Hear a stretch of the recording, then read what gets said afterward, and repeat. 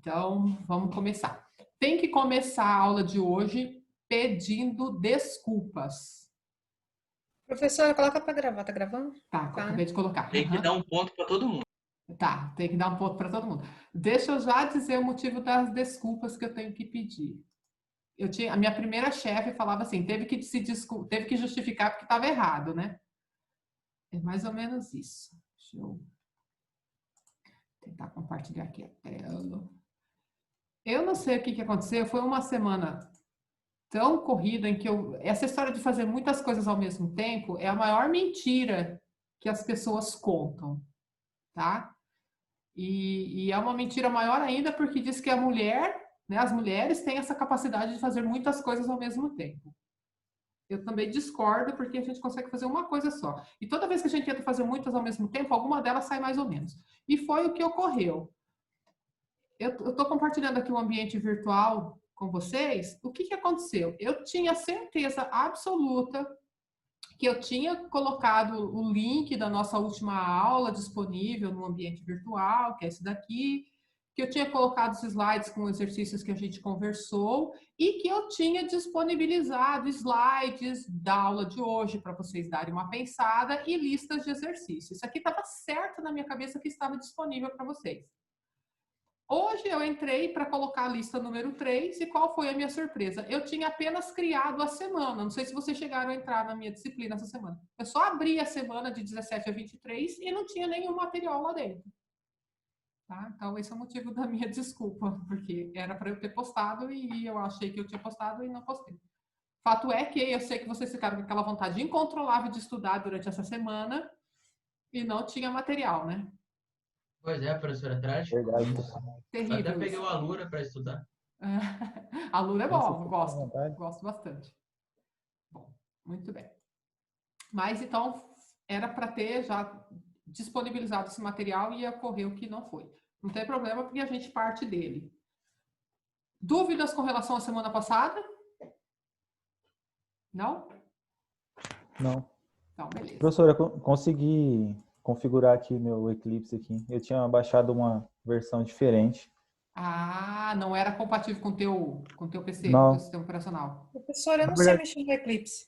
Quer dizer, eu sei abrir lá, mas depois se eu coloco um código lá e aí ele não roda e eu tô com dificuldade. Vamos fazer passo a passo aqui hoje. Você seguiu? Eu não entrei para ver o tutorial, foi o Micael que disponibilizou, né? O tutorial de instalação. Aham. Ó, gentileza. Eu não cheguei a olhar, mas... Porque eu tava no hospital 2 dias que a minha irmã teve neném, não tive tempo, professor. Hoje. Tá bem corrido. Muito bem. Não, mas agora essa semana você pega firme, então, tá? Deixa eu achar aqui a nossa aula de hoje. E a gente começa. Hoje é 21.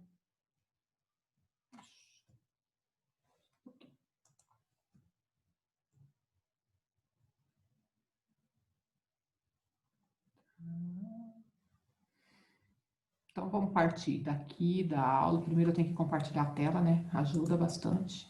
Se eu fizer isso. Compartilhar o desktop mesmo, que ficou.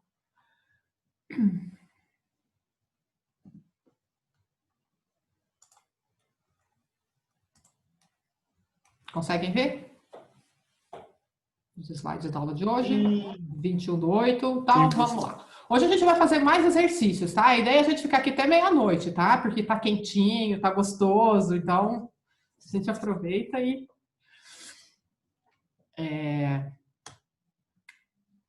Na aula passada, a gente conseguiu chegar até a estrutura condicional. Lembram disso? A gente fez uns exercícios, fizemos aquele que recebia o valor do mês, o valor do ano, e dizia quantos dias ele tinha, com a definição se o ano era um ano bissexto ou não.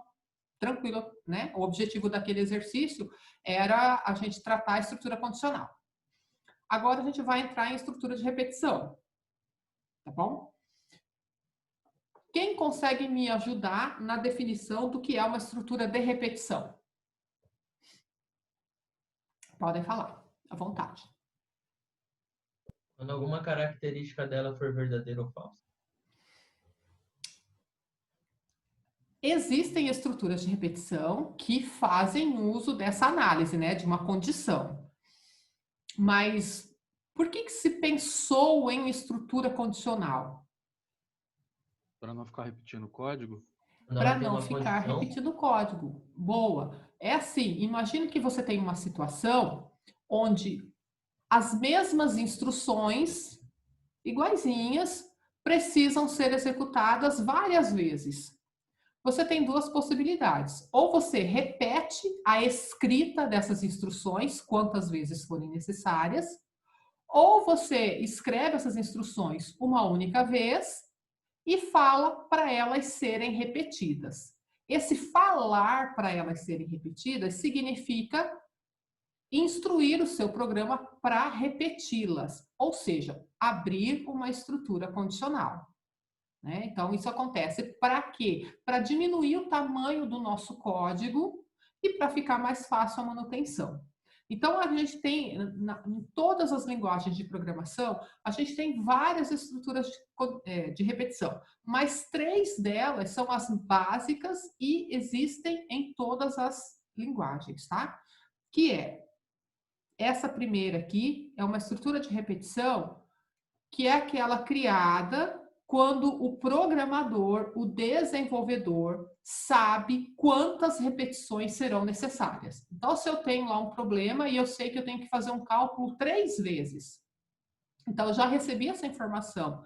Na hora que eu vou escrever o meu programa, eu sei que aquele cálculo precisa ser executado 3 vezes. Então, eu uso uma estrutura desse tipo aqui, a estrutura do tipo for, porque ela é usada quando o número de repetições já é predefinido e já é do conhecimento do programador.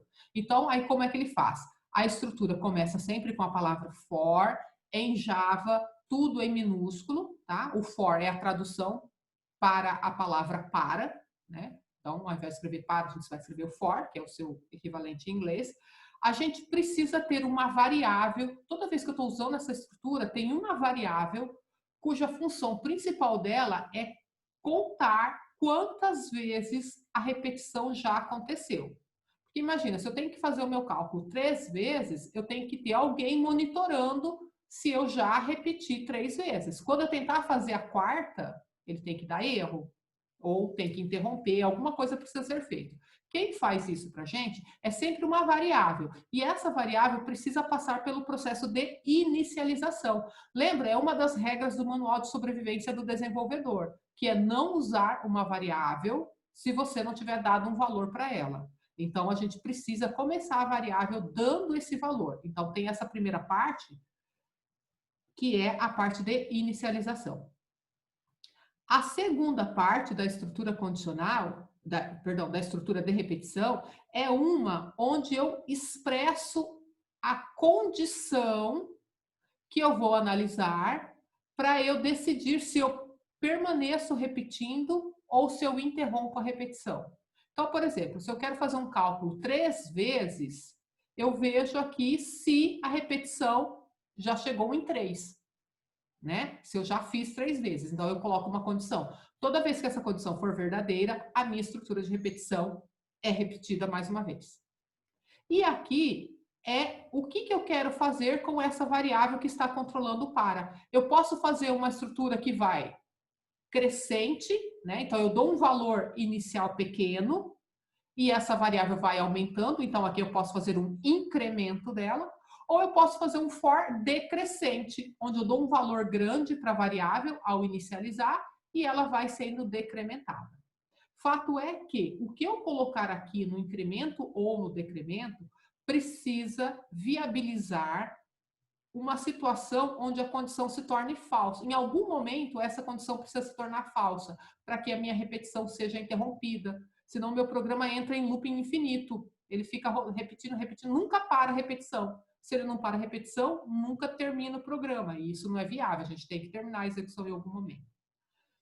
As chaves, elas marcam a estrutura de repetição. Tudo que estiver entre o par de chaves vai ser repetido. Assim como ocorria com a estrutura condicional, se eu tiver uma única instrução para repetir, eu posso abrir mão do uso das chaves. Tá? Agora, se houver mais de 2 instruções, né, de 2 ou mais, aí as chaves são obrigatórias. Então, tudo que estiver dentro desse bloco é repetido. Não sei se ficou muito claro. Para clarear a explicação, a gente sempre faz uso de um exemplo. Então, aqui nós temos um exemplo bem simples. Ele está escrito em Java, né? Então, a gente tem aqui a nossa classe. Eu dei o nome para a minha classe de testa for, né? Eu vou testar uma estrutura for. Preciso do método main para eu executá-la. Mas o que está me interessando aqui é a linha do for. Tá vendo? O que a gente tem que fazer aqui na linha do for? Primeiro, deixa eu pegar aqui meu anotador. Eu fiz esse for bem confuso, porque se a gente conseguir entender o confuso, o mais simples a gente entende, tá? O for, ele tem no seu cabeçalho esse parênteses aqui, tá vendo? Parênteses aqui e fechando aqui. Dentro desses parênteses, eu tenho que colocar todas as informações que são necessárias para a execução do for. E essas informações, elas são separadas por ponto e vírgula. Observe que tem 3 partes. Ó. Aqui eu tenho a primeira parte, achei o primeiro ponto e vírgula. Aqui eu tenho a segunda parte, achei o segundo ponto e vírgula. E aqui eu tenho a terceira parte. Tá certo? Então, as partes são separadas por ponto e vírgula. A primeira parte é a parte do incremento. Então, aqui eu tenho a parte do incremento. O que está aqui nessa parte do incremento vai ser executado uma única vez, quando o meu for começar. Então, quando eu chegar nessa linha do for pela primeira vez, essa parte do incremento, essa parte da inicialização, ela é executada. Então, eu inicializo a variável i com 1 e inicializo a variável j com 9. Isso aqui só vai ocorrer na primeira passada pelo for. A segunda parte, essa aqui, é a parte da condição. Essa condição, ela é analisada e se o resultado dela for verdadeiro, o meu programa entra e executa os comandos que precisam ser repetidos. Quando ela se torna falsa, é uma indicação para o programa de que a repetição não deve mais ocorrer. Então, quando essa segunda parte aqui se torna falso, o meu programa ele pula todo o for e vai para a próxima instrução que ele encontrar abaixo do bloco do for, tá? E a última parte é a parte que eu chamei de incremento ou decremento. Quando que ela é executada? O for, assim como todas as outras partes do programa, tem uma tendência de ser executado de cima para baixo. Então, eu vou executando neste sentido. Quando o meu programa bate aqui nessa chavezinha aqui, que fecha, que marca a finalização da estrutura de repetição, neste momento, essa parte do incremento ou decremento é executada. Então, o meu i começou com 1. Quando eu chego aqui nessa chavezinha, eu venho aqui e vejo o que eu defini para o i. Eu falo, o i precisa ser multiplicado por 3, então ele estava valendo 1. Eu fiz 1 vezes 3, o resultado disso dá 3, e eu jogo de volta para dentro da minha variável i. Então, quando eu chego aqui nessa chave, a minha variável i passou de 1 para 3. E a variável j, que começou valendo 9, quando eu chego aqui nessa chavezinha, ela passa a valer 4. Por quê? Eu tirei 5 do valor que ela tinha. Ela começou com 9, chegando lá, ela foi para 4. E automaticamente, o programa me joga de volta para o for. Ele me manda aqui de volta. Manda de volta, e aí eu não executo mais essa parte da inicialização, porque essa aqui só é executada a primeira vez. Porém, eu tenho que executar essa condição. Será que com esses novos valores, com i valendo 3 e com j valendo 4, essa condição ainda é verdadeira? I valendo 3 é um valor menor que 10. J valendo 4 é um valor maior ou igual a 3. Deu verdadeiro? Ele entra novamente no for.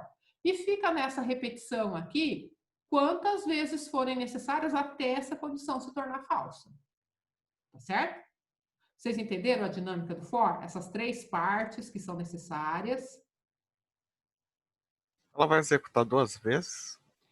Ou 3? Acredito que sim, porque quando eu passar pela outra vez, o meu I vai para 9, o 9, E 9 o ainda é menor J, que ele... 10, e o meu J, ele vai estar valendo 4 menos 5, ele vai para menos 1, aí aqui vai falhar. Aí ele... então acho que só 2 vezes, Só 2 então, vezes, né? exatamente. Vamos testar isso aqui? Eba, vamos! É isso que vocês têm que falar. Deixa eu só abrir meu Eclipse aqui. Opa. Parei aqui o compartilhamento. Deixa eu abrir aqui o meu Eclipse. Ó, estamos com 28 anjinhos. E aí, mas entenderam essa dinâmica do for? Inara, está acordada? Eu tô acordada, eu tô boiando. Ah, não. Vamos lá. Mais ou menos, mais ou menos. Mais ou menos? Então, vou tentar abrir meu Eclipse aqui para a gente fazer um debug. E é bom que a Inara vai ver como é que a gente cria o projeto, para ela não ter mais dúvida.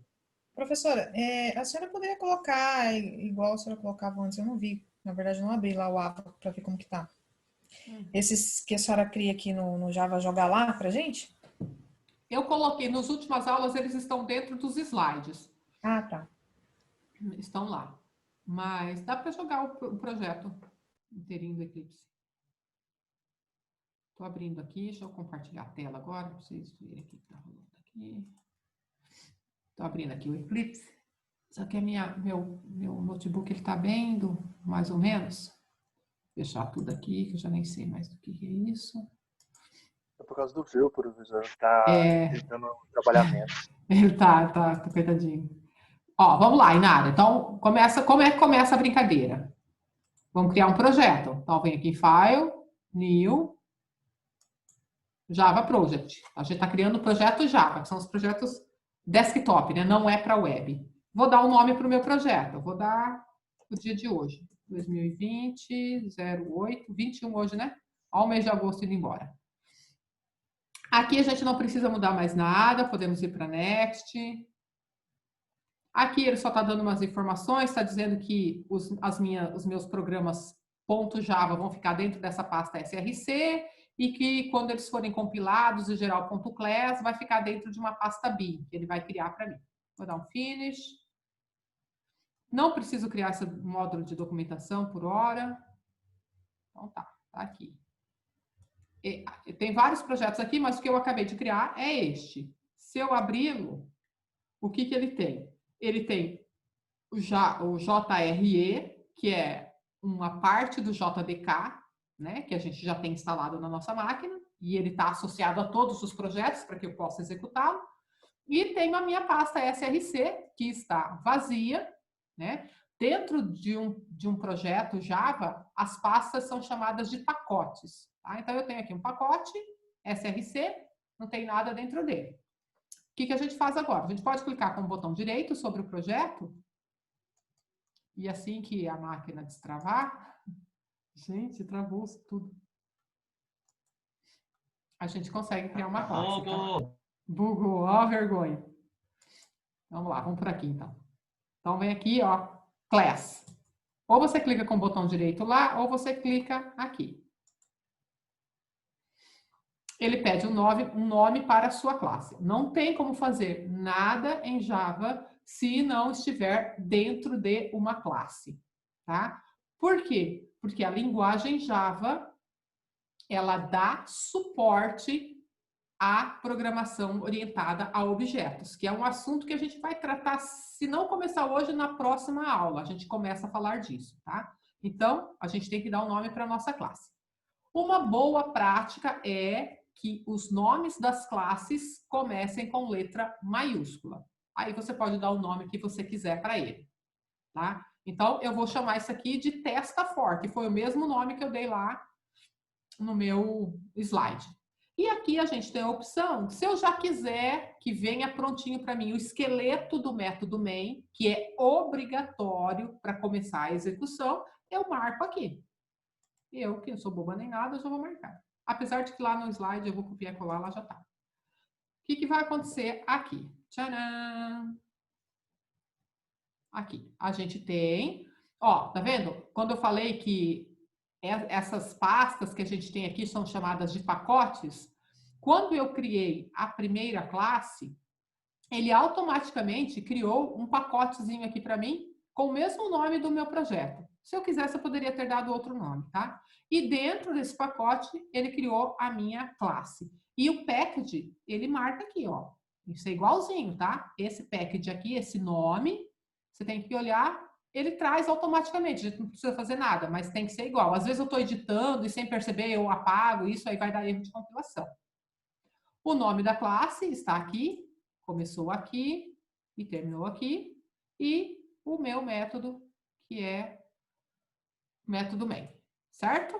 É isto que a gente tem aqui. Ele colocou aqui um to-do, né? Toda vez que vocês encontrarem algum código de vocês ou não, o to-do significa que é alguma coisa que está previamente construída e que você tem que melhorar. Então, aqui ele está falando, olha, um stub, né? É um esqueleto que foi autogerado. Então, tem um to-do aqui, ó. Quer dizer, o que você quer fazer nesse main? Apaga isso e coloca o seu código aí.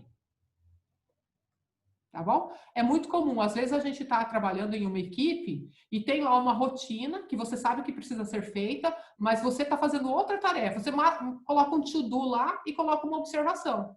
Um outro colega seu da equipe, quando pegar aquela tarefa, já sabe onde é que tem que entrar, vai lá, tira o to-do e coloca o código correto. Então, é uma prática bacana, tá? Muito bem. Agora, deixa eu ir lá no nosso slide e copiar o método, o conteúdo. Era esse aqui. Era esse aqui que eu estava mostrando para vocês. Tá aqui. Show. Opa.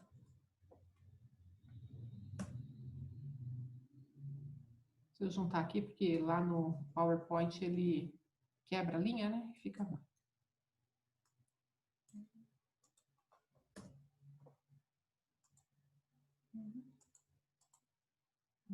Tem uma chave a mais aqui. Tá certo? Então, a gente pegou, copiou e colou aqui. Ele tá dando um erro. O que que tá pegando aqui? Ah, tem uma aspa não entendida aqui. Certinho? Salva. Vamos executar. Vamos ver o que que dá aqui.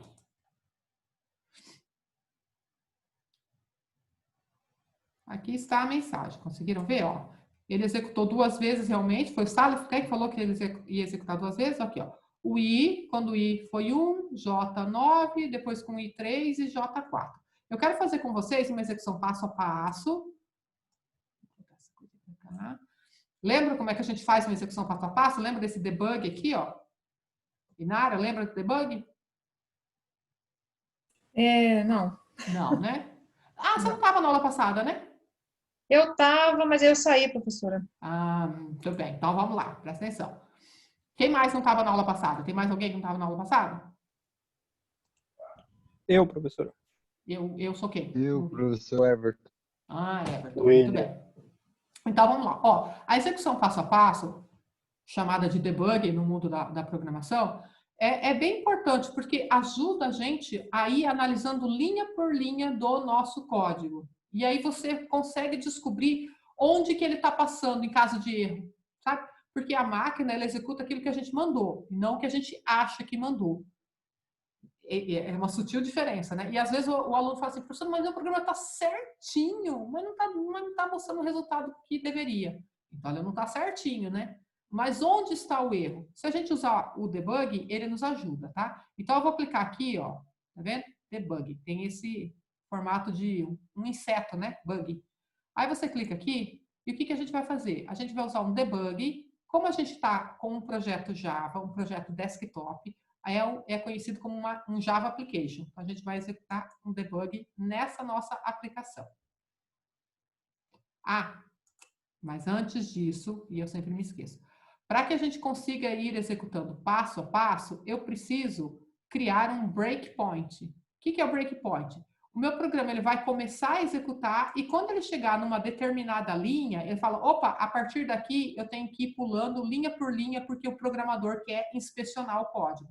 Como que a gente marca um breakpoint? A gente vem aqui do lado, ó, e dá um duplo clique na linha. Se ele funcionar, né? Ai, gente. Peraí. Tá travado aqui, tá? Deixa eu ver se...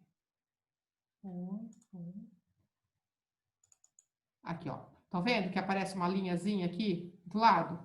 Então, aqui a gente tem um breakpoint. Significa que a execução, na hora que chegar aqui, já vai começar. Ah, não é aqui, marquei lugar errado, por exemplo. Acontece. Você dá um duplo clique de novo e vai para outro lugar. Ah, aqui, ó. Então, eu quero que a minha execução... Tem alguma coisa estranha por aqui, mas vamos lá.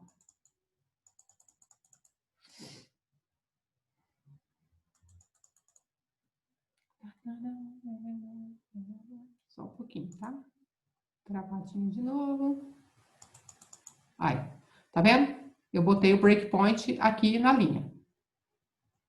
Só pra gente ilustrar. Aí tá, marquei a linha, quer dizer, meu programa começa a executar, tá. Quando ele chegar aqui na linha 8, ele fala, para, e agora vamos bem devagar, porque o programador quer ver o que vai acontecer. Então, beleza, marquei o breakpoint, agora eu vou aqui no meu debug e vamos fazer uma execução, passo a passo. Conforme eu mostrei na aula passada, ele muda a view, né? Essa visão aqui, ele fala, olha, você está vendo o seu projeto de um jeito, mas agora você pediu para executar no modo debug, eu preciso mudar a sua perspectiva. Então, você clica aqui em Switch para ele mudar, porque a partir daí, você consegue ter esta visão aqui ao lado, que lhe permite monitorar o valor das variáveis. Então, agora a gente está prontinho para ir executando passo a passo, tá? O meu programa está aqui, onde está essa tarja, é onde ele está parado a execução, e aqui as variáveis para as quais eu já dei valor e que ele já sabe que deve ser feito. E aqui em cima, a gente tem os botõezinhos que nos interessam. Por enquanto, como a gente não está trabalhando com nenhum método além do main, a gente usa esse botãozinho aqui, ó, Step Over. Tá? Então, ele vai permitir que eu vá executando linha por linha. Então, vamos lá. Lembra que eu falei que quando ele chega aqui no for pela primeira vez, ele executa essa parte da inicialização? Será que a gente vai conseguir ver isso? Vamos dar um cliquezinho aqui, ó. Olha aqui, ó. A variável i recebeu 1 e a variável j recebeu 9. Então, essa parte da inicialização foi executada. Na verdade, tudo aqui foi executado, né? Depois que ele deu os valores iniciais para as variáveis, foi feita a verificação desta condição. Então, ele perguntou, o valor do i é menor que 10? Ó, o i está valendo 1. Então, essa primeira parte aqui deu verdadeiro. Aí, ele perguntou também, e o valor do j é maior ou igual a 3? Ele vem aqui e vê, o j está com 9. Então, aqui deu verdadeiro também. Se deu verdadeiro, ele tem permissão de entrar e repetir. Então, ele quer executar esse system out aqui. Deixa eu dar uma aumentadinha aqui, ó. O System Out vai mostrar alguma coisa aqui na console, né? Então, vamos dar aqui mais um passo. Manda ele executar mais um passo. Ó, ele executou, tá vendo? Ele executou a linha 9, que é onde tem esse System Out Print LN aqui, capaz de mostrar o I e o J para mim na tela. Depois, ele veio aqui para essa chavezinha na linha 11. E essa chavezinha na linha 11 está mandando ele de volta aqui para o for. E vamos ver se ele vai mudar o valor da variável i e j. Ó, estão vendo o valor do i e j? Ele mudou. Por quê? Ele está na segunda execução. A segunda execução fez o quê? Multiplicou o valor do i por 3. Lembra que o i era 1? Aí passou para 3. E o valor do j diminuiu em 5. Foi para 4. Bom, o i sendo 3 é menor que 10, aqui deu verdadeiro.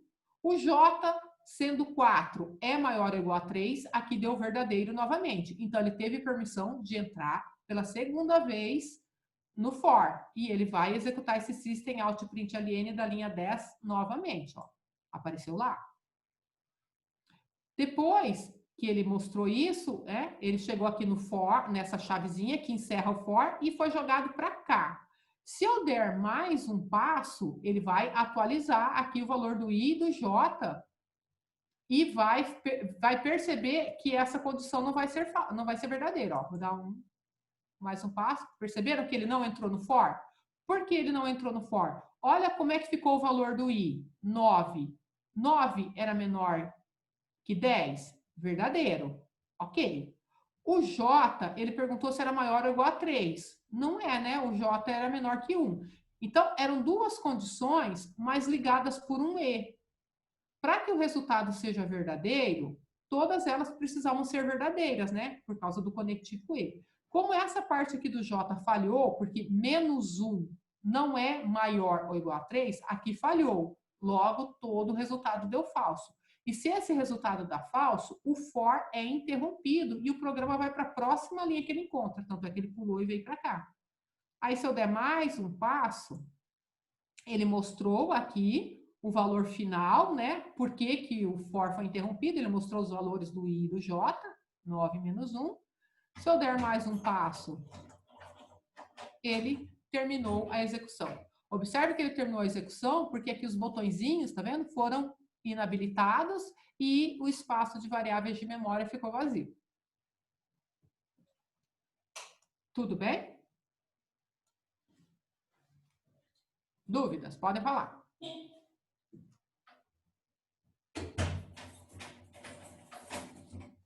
Tranquilo, professor. Oi? Tranquilo. Tranquilo, né? Então, beleza. O que eu queria mostrar? Esse exercício aqui, obviamente, ele não fez nada assim de muito útil, mas ele mostrou a estrutura da repetição, ele mostrou a parte da inicialização, e vocês puderam observar que ela é executada uma única vez. Ele mostrou a parte da alteração das variáveis, né? Aumentando ou diminuindo o valor delas. E aqui vocês precisam ter o cuidado, porque o que vocês colocam no incremento ou no decremento precisa fazer com que em algum momento no tempo esta condição se torne falsa, porque senão meu for vai ficar infinitamente sendo executado.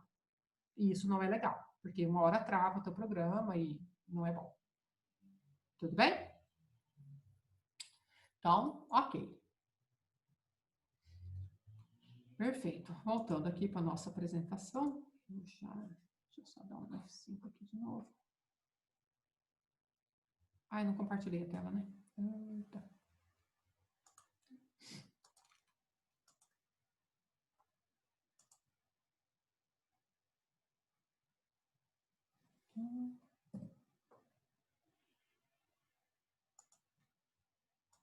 Então, vamos lá. Então, já passamos aqui pela estrutura de repetição for. Muitos dizem que essa é a estrutura de repetição mais simples, né? Porque, assim, você dá o início da variável, você diz como é que você quer que ela se altere ao longo do tempo e você dá a condição de parada para ela. Marca o início do bloco, marca o fim do bloco e pronto. Há outras situações em que na hora que o codificador está escrevendo o programa, ele não consegue já prever quantas repetições precisam ser executadas. Então, isso depende de um valor que extrapola o conhecimento dele. Então, nesses casos, o for não é o indicado. O indicado ou é a estrutura de repetição enquanto, ou é a estrutura de repetição repita. O enquanto, que na linguagem Java é o comando while, né, que é enquanto em inglês, ele executa quantas vezes ele perceber que a condição se mostrou verdadeira.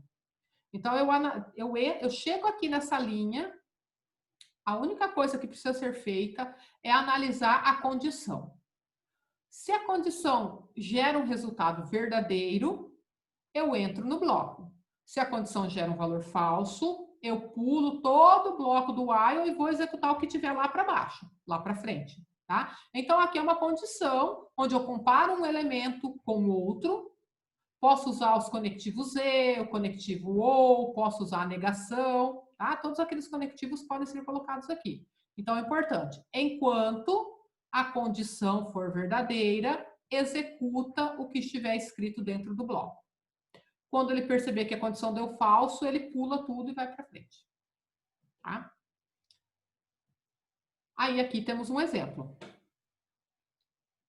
Eu tenho o while, tá aqui, e tem a condição. Então, mais uma vez, a regra do manual de sobrevivência do programador. Nunca use uma variável em comparações ou em cálculos, em qualquer coisa, se você não tiver dado explicitamente um valor para ela.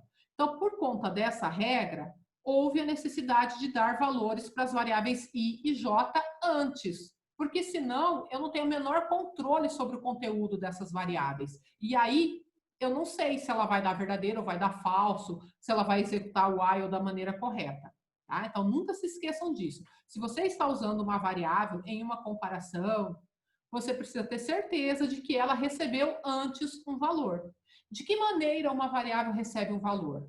Com uma atribuição direta, como foi o caso aqui, eu pego um literal e coloco dentro dela, ou fazendo uma solicitação ao usuário. Eu posso pedir para ele, né? Digita o valor do i. Aí a pessoa vai lá e digita o valor e eu guardo dentro da variável i. Em ambos os casos, eu estou colocando o valor dentro da variável e, portanto, eu posso utilizar futuramente. Não esqueçam disso, tá? Então, aqui, enquanto essa condição for verdadeira, então observe que eu tenho uma comparação, o i menor que 10, e tenho outra comparação, o j maior ou igual a 3. E as duas comparações são ligadas pelo conectivo lógico e. Significa que para a condição como um todo ser considerada verdadeira, cada uma das comparações individualmente precisam dar verdadeiro. Tá certo? Então, no meu caso, o i começou com 1. 1 é menor que 10? Verdadeiro. O j começou com 9. 9 é maior ou igual a 3? Verdadeiro também. Então, resultado final, verdadeiro, eu posso executar o while. Entro, mostro a mensagem aqui, consiste em out.println, e depois, isso aqui é obrigação do desenvolvedor, colocar alguma instrução que gere mudança no valor das variáveis, porque senão eu fico em loop infinito. Então, observe que muda a estrutura de repetição, mas eu preciso inicializar a variável, eu preciso verificar se eu já cheguei no ponto de parar a repetição e eu preciso mudar o valor das variáveis. O que é diferente é o local onde essas coisas são colocadas, onde essas partes são colocadas. Mas aqui ocorreu também. Então, aqui eu inicializei, aqui eu verifico se ainda é necessária a repetição e aqui eu aumentei o valor das variáveis que fazem o controle. Tá certo? Então, essa é uma forma de fazer o while. Eu poderia também condicionar a repetição a uma resposta do usuário. Por exemplo, eu poderia ter colocado aqui dentro: deseja executar mais uma vez? Sim ou não? Se ele colocar sim, eu volto e repito. Se ele colocar não, eu paro de executar. Então, aqui eu tenho mais liberdade para interagir, né, com o mundo exterior. Não é aquela coisa já pronta, pré-definida do for. Tá? Mas as partes que precisam ser verificadas são essas. Inicio as variáveis, abro a estrutura de repetição, sempre com letras minúsculas, coloco aqui a condição e o bloco que marca os comandos que precisam ser repetidos. Certo? E esse while está fazendo, percebe que ele faz a mesma coisa que aquele for, que a gente testou agora há pouco? Vamos testar? Vamos! Então, eu vou copiar isto aqui. Opa, copiar isto aqui. Copiar. Vocês estão vendo minha tela ainda, né? Sim. Tá. E vou comentar essa parte inicial aqui. E vou pular aqui. Então, aqui está o nosso... Deixa eu juntar aqui para ficar bem bonitinho.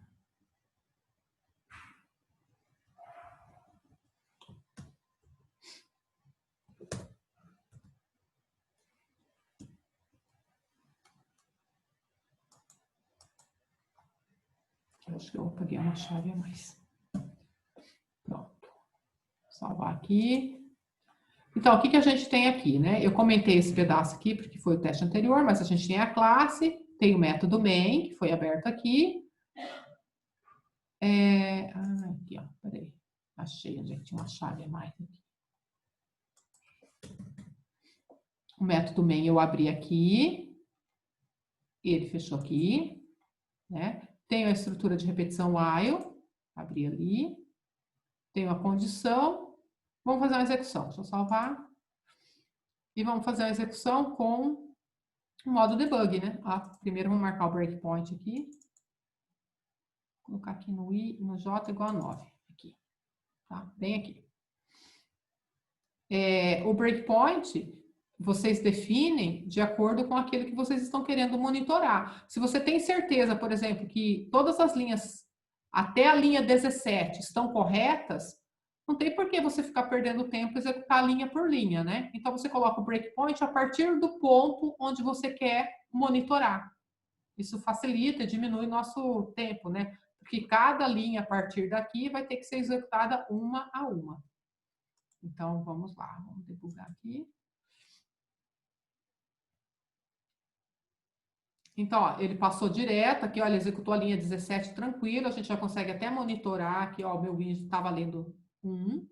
Aí, onde eu coloquei o breakpoint, ele parou. Ó, agora vamos lá, agora vamos devagar para você ir monitorando o que está acontecendo. Aí, eu vou dar um clique, o meu J foi para 9. Essa condição aqui vai ser verificada, como a gente já analisou, ela é verdadeira, ele vai entrar no while, vai mostrar a mensagem na tela para mim, e igual um J igual a 9, vai mudar o valor da variável I agora, no próximo passo, olha lá, o meu I já foi para 3, depois vai mudar o valor do J, foi para 4, e volta aqui para o while. Aí ele analisa de novo essa condição. O I está valendo 3, 3 é menor que 10. O J está valendo 4, 4 é maior ou igual a 3. Então, ambas as condições verdadeiras, como foram ligadas por um E, resultado final verdadeiro. Ele vai entrar mais uma vez no while. No próximo passo, ó, ele entra, mostra a mensagem na tela, o valor do I agora vai mudar para 9, o valor do J vai mudar para -1, e ele volta lá para cima. E agora ele vai perguntar, o valor do I é menor que 10? Sim, 9 é menor que 10. O valor do J é maior ou igual a 3? Não, porque J é -1. Então, uma das condições falhou. Então, o resultado final será falso. E, sendo falso, ele tem que pular o while. E pulou. Foi para a próxima instrução que ele encontrou logo abaixo. E aí foi e encerrou. Tudo bem? Então, aqui, na condição, a gente pode colocar a condição que a gente julgar necessária, dependendo do problema. Tá certo?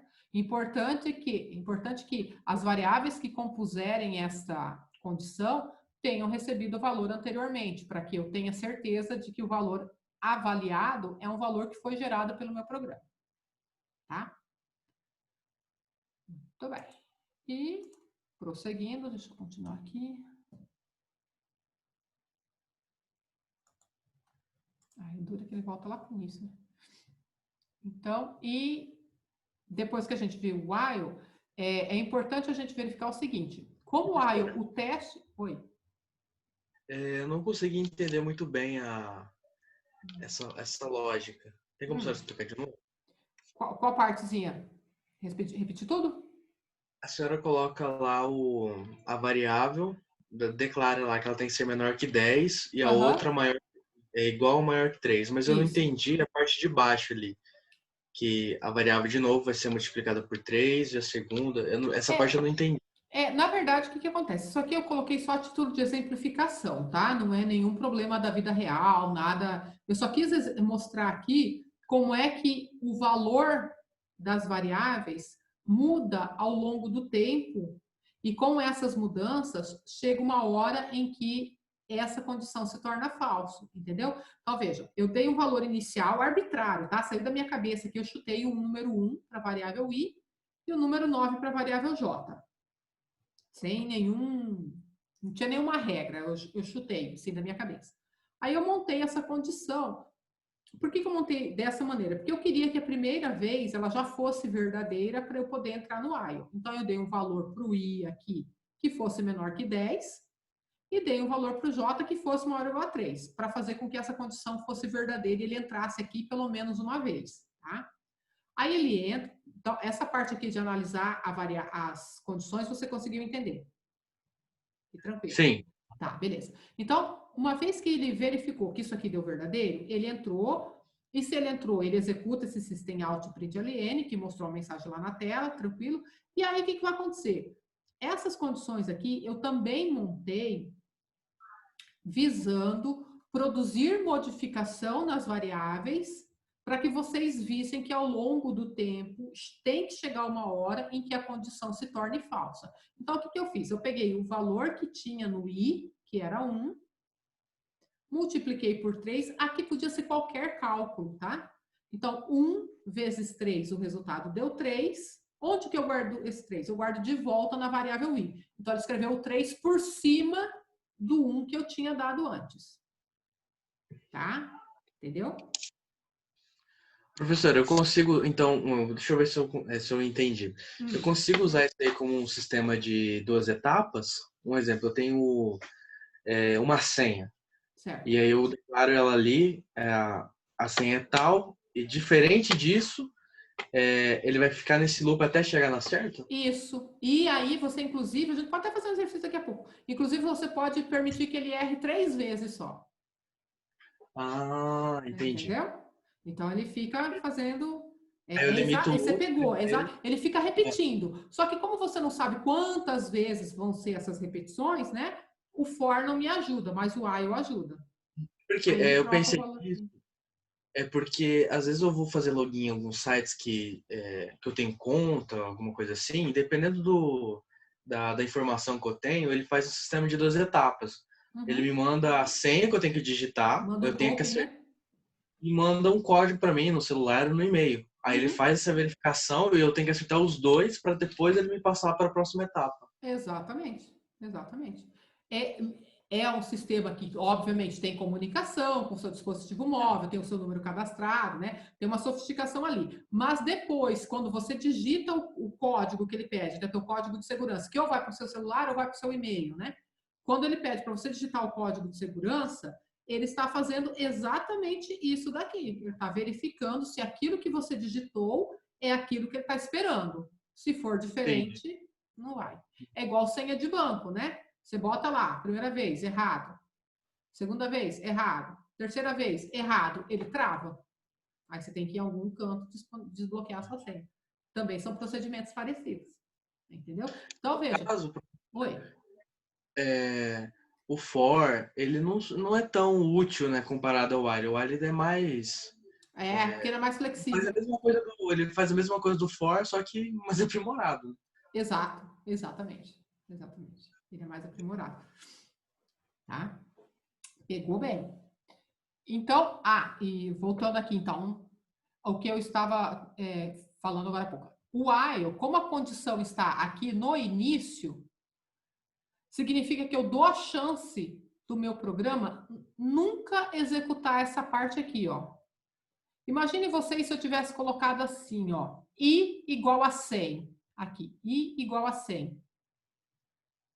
Ele vem aqui no while, pergunta, o valor do i é menor que 10? Não, porque eu dei 100 para ele. Então, isso aqui já ia dar falso. Se de cara dá falso, ele nunca executa o while, ele vem aqui para baixo.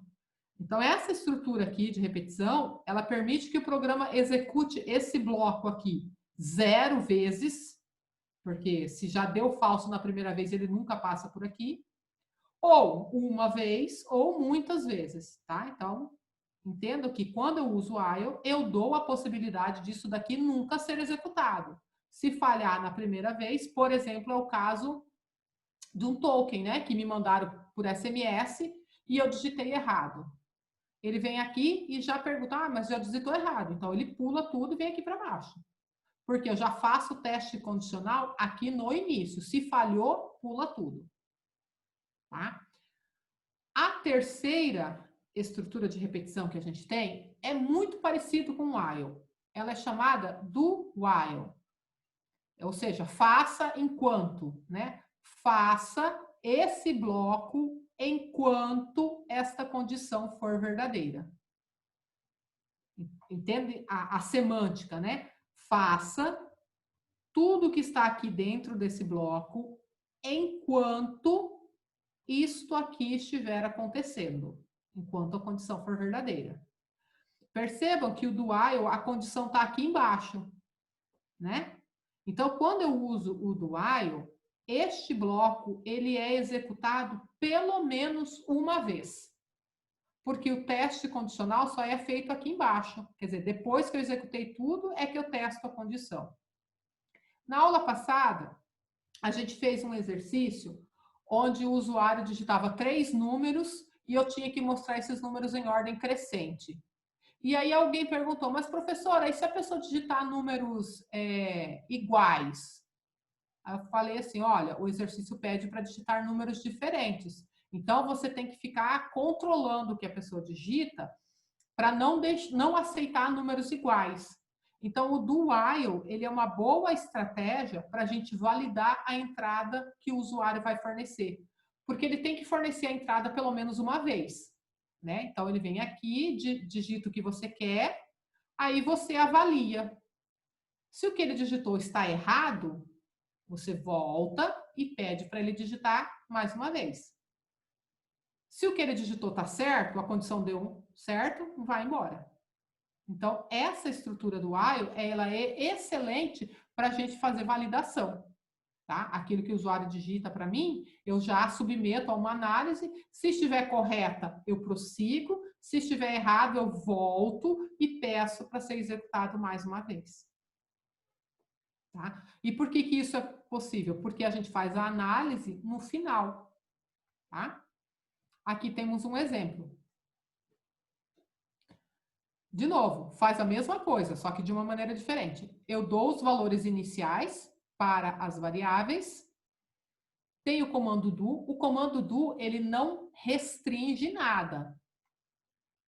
Ele não é uma barreira. Ele simplesmente está marcando uma posição. Ó, aqui começa a estrutura de repetição. Aí o programa desce, vai executando as linhas e lá embaixo é que ele faz alguma avaliação. Então, pelo menos uma vez o programa passa por aqui. Se aqui deu verdadeiro, ele permanece. Se não, ele interrompe. Tá? Professora, oi. Sistema de cadastro. Eu tô com senha na cabeça, mas sistema de cadastro de senha ou de qualquer outra coisa, ele usa, ele tem como... Usa. Porque Por exemplo, você está preenchendo um formulário na web e pede o teu CPF. Uhum. Aí você vai lá e digita um CPF incompleto. Né? Na hora que você tentar submeter, ele vai marcar para você o campo e você tem que digitar aquilo lá. É exatamente isso que está acontecendo, entendeu? Ele está pegando aquilo que você deu, está fazendo uma validação. Se está certo, ele deixa seguir. Se está errado, volta e corrige. Então, isso vale para o cadastro, vale para uma senha, né? Vale para qualquer coisa. Tá? Então, é uma boa estratégia. Toda vez que você tem que validar alguma informação, antes de prosseguir no processamento, o do while é excelente. Porque essa informação precisa chegar até você pelo menos uma vez. Né? E aí, chegou, você avalia. Está errada? Pede de novo. Está errado? Pede de novo. E assim vai. Vamos fazer essa validação aqui. Lá no nosso exemplo. Aqui. Deixa eu botar comentário aqui também. Os demais coleguinhas que estão quietinhos, tá tranquilo? Tá tudo bem com vocês? A gente tá vivo ainda, né? Tá bom, tá vivo ainda, então tá bom. Não congelaram, nada de hipotermia. Tem uma chave aqui mais. Eu tô tentando esquentar aqui debaixo de 3 cobertas, 2 edredom, a cama em cima de mim, mas tá difícil. Mas também. Cara, vocês são sortudos, vocês estão debaixo da coberta, né? Eu não sei se eu falei para vocês, mas o meu home office virou a minha sala de jantar, né? Hã? E eu não posso, porque o Wi-Fi não funciona embaixo da coberta. Então, e eu também não posso nem ir para lá, porque o meu sinal ele vai até metade da casa. Eu até botei um repetidor, mas não adianta nada. Então eu fico aqui. E aqui é o cômodo mais gelado. Os pezinhos estão congelando. Mas tudo bem. Professor, eu acho que dá até para inverter os valores usando do while, né? Que ele faria 2 vezes se você colocar o I como 9 e o J como 1. Daria para ele fazer...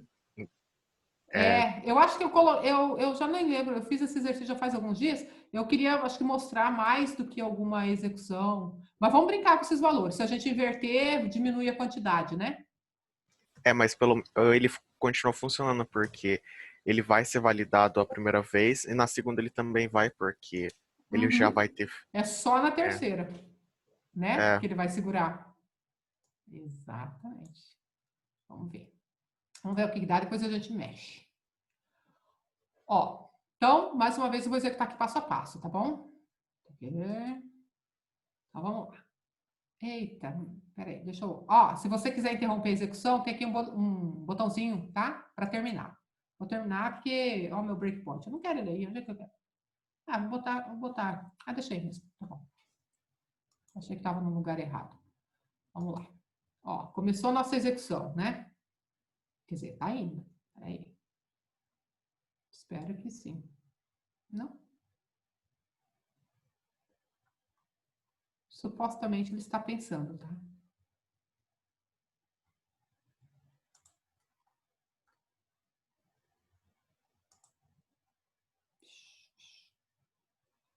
O que está ocorrendo? De novo. Vamos lá, mais uma vez. Tá, agora foi. Estamos aqui está a nossa área de variáveis. Aqui está a variável que vai receber 1. Então, vamos lá, executar o primeiro passo. Olha lá, meu i começou valendo 1. Aqui. Mais um passo. O j valendo 9. Percebam que aqui, ó, ele vai seguir direto. Eu vou mandar executar. Ele executou o system, out, print, alien, mostrou as mensagens na tela para mim. Agora vai mudar o valor do i para 3.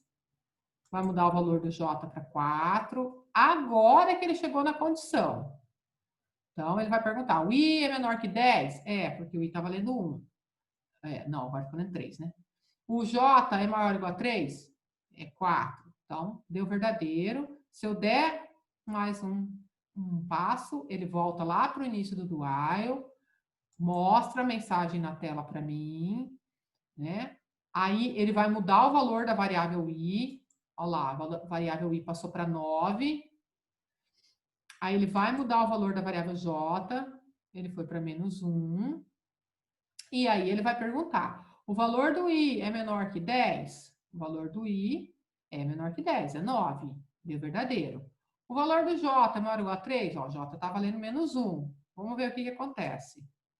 Ele volta para cá e terminou. Tá vendo? Quer dizer, a última tentativa, ele não executou porque a condição deu falso. E aí ele interrompe e mostra a última mensagem. Mas observe que a condição só ocorre aqui no final. Então, ele passa por aqui pelo menos uma vez.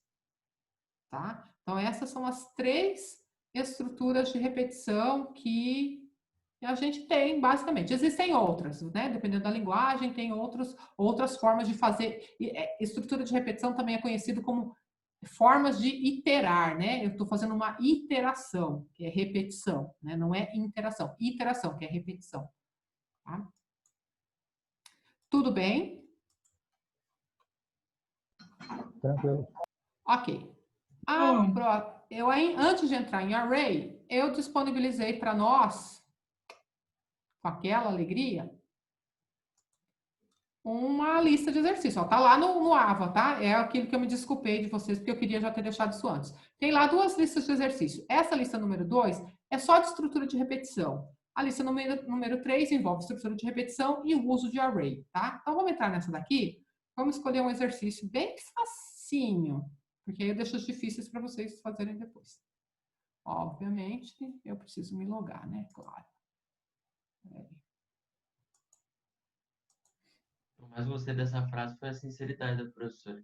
A gente resolve a fácil, a difícil fica com vocês. Exatamente. Aqui, temos aqui uma listinha. Eu acho que esses exercícios nem é muita novidade para vocês, mas é bom para a gente relembrar. Vamos começar por qual? Vamos fazer o número 1. Pode ser? Eu achei o 4 mais... O 4? Depois a gente faz o 4. Aqui o 4 é mais longo, né? Depois a gente faz o 4. Vamos fazer o 1, só para dar uma aquecida. Vamos lá. Construir um algoritmo que calcule a média de vários valores inteiros positivos lidos externamente. O que é isso? Eu vou pedir para alguém dizer para mim quais são os números. Só posso aceitar valor inteiro positivo. Mas o exercício não diz quantos valores eu vou ter que perguntar. Ele falou em algum momento a quantidade de valores que eu vou ficar perguntando? Não falou. Então, dá para usar um for?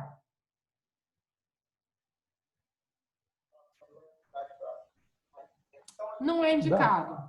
Por quê? O for é indicado quando você já sabe a quantidade previamente. Não é indicado. Mas vamos lá, vamos ler mais um pouquinho. Então, oi? Vai usar o while, então? While ou do while. São os dois que estão na jogada. Vamos ver qual que a gente se decide. O final da leitura acontecerá quando for lido um valor negativo. Tá? Então, assim, ele não disse quantos números ele vai te perguntar. Mas ele disse o seguinte: quando me derem um valor negativo, eu tenho que parar de perguntar os números. E, obviamente, então, mostrar a média dos inteiros positivos. Qual que vocês acham que é o mais adequado? While ou do while? O do while. Do while, professor. Do while. Vamos lá. Bom, então, do while. Essa foi a sugestão. Eu só posso aceitar valores inteiros e positivos. O zero, a gente vai considerar positivo?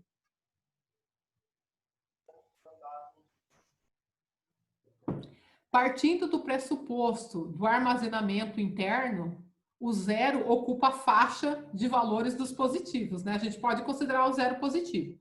Ou, para a gente fazer a nossa atividade ser mais sofisticada ainda, e para a gente usar mais alguns recursos que a gente já aprendeu, eu poderia falar assim, ó, toda vez que alguém digitar um zero para mim, eu dou uma mensagem, olha, este valor é um valor neutro, digite outro. O que vocês acham? Para ficar mais chique. Pode ser, professor. Beleza. Pode ser, né? Então tá. Mas a gente vai dominando o mundo aos poucos. Nosso plano de dominação do mundo é devagar. Primeiro, a gente recebe os números e só se preocupa com o negativo para encerrar o programa. A gente coloca, executa, vê como é que tá. Se der tudo certo, a gente coloca o incremento para não aceitar zero, tá? Vamos devagar. Então, esse exercício 1. Vamos lá. Eu vou até arrancar isso daqui, que isso não me interessa mais.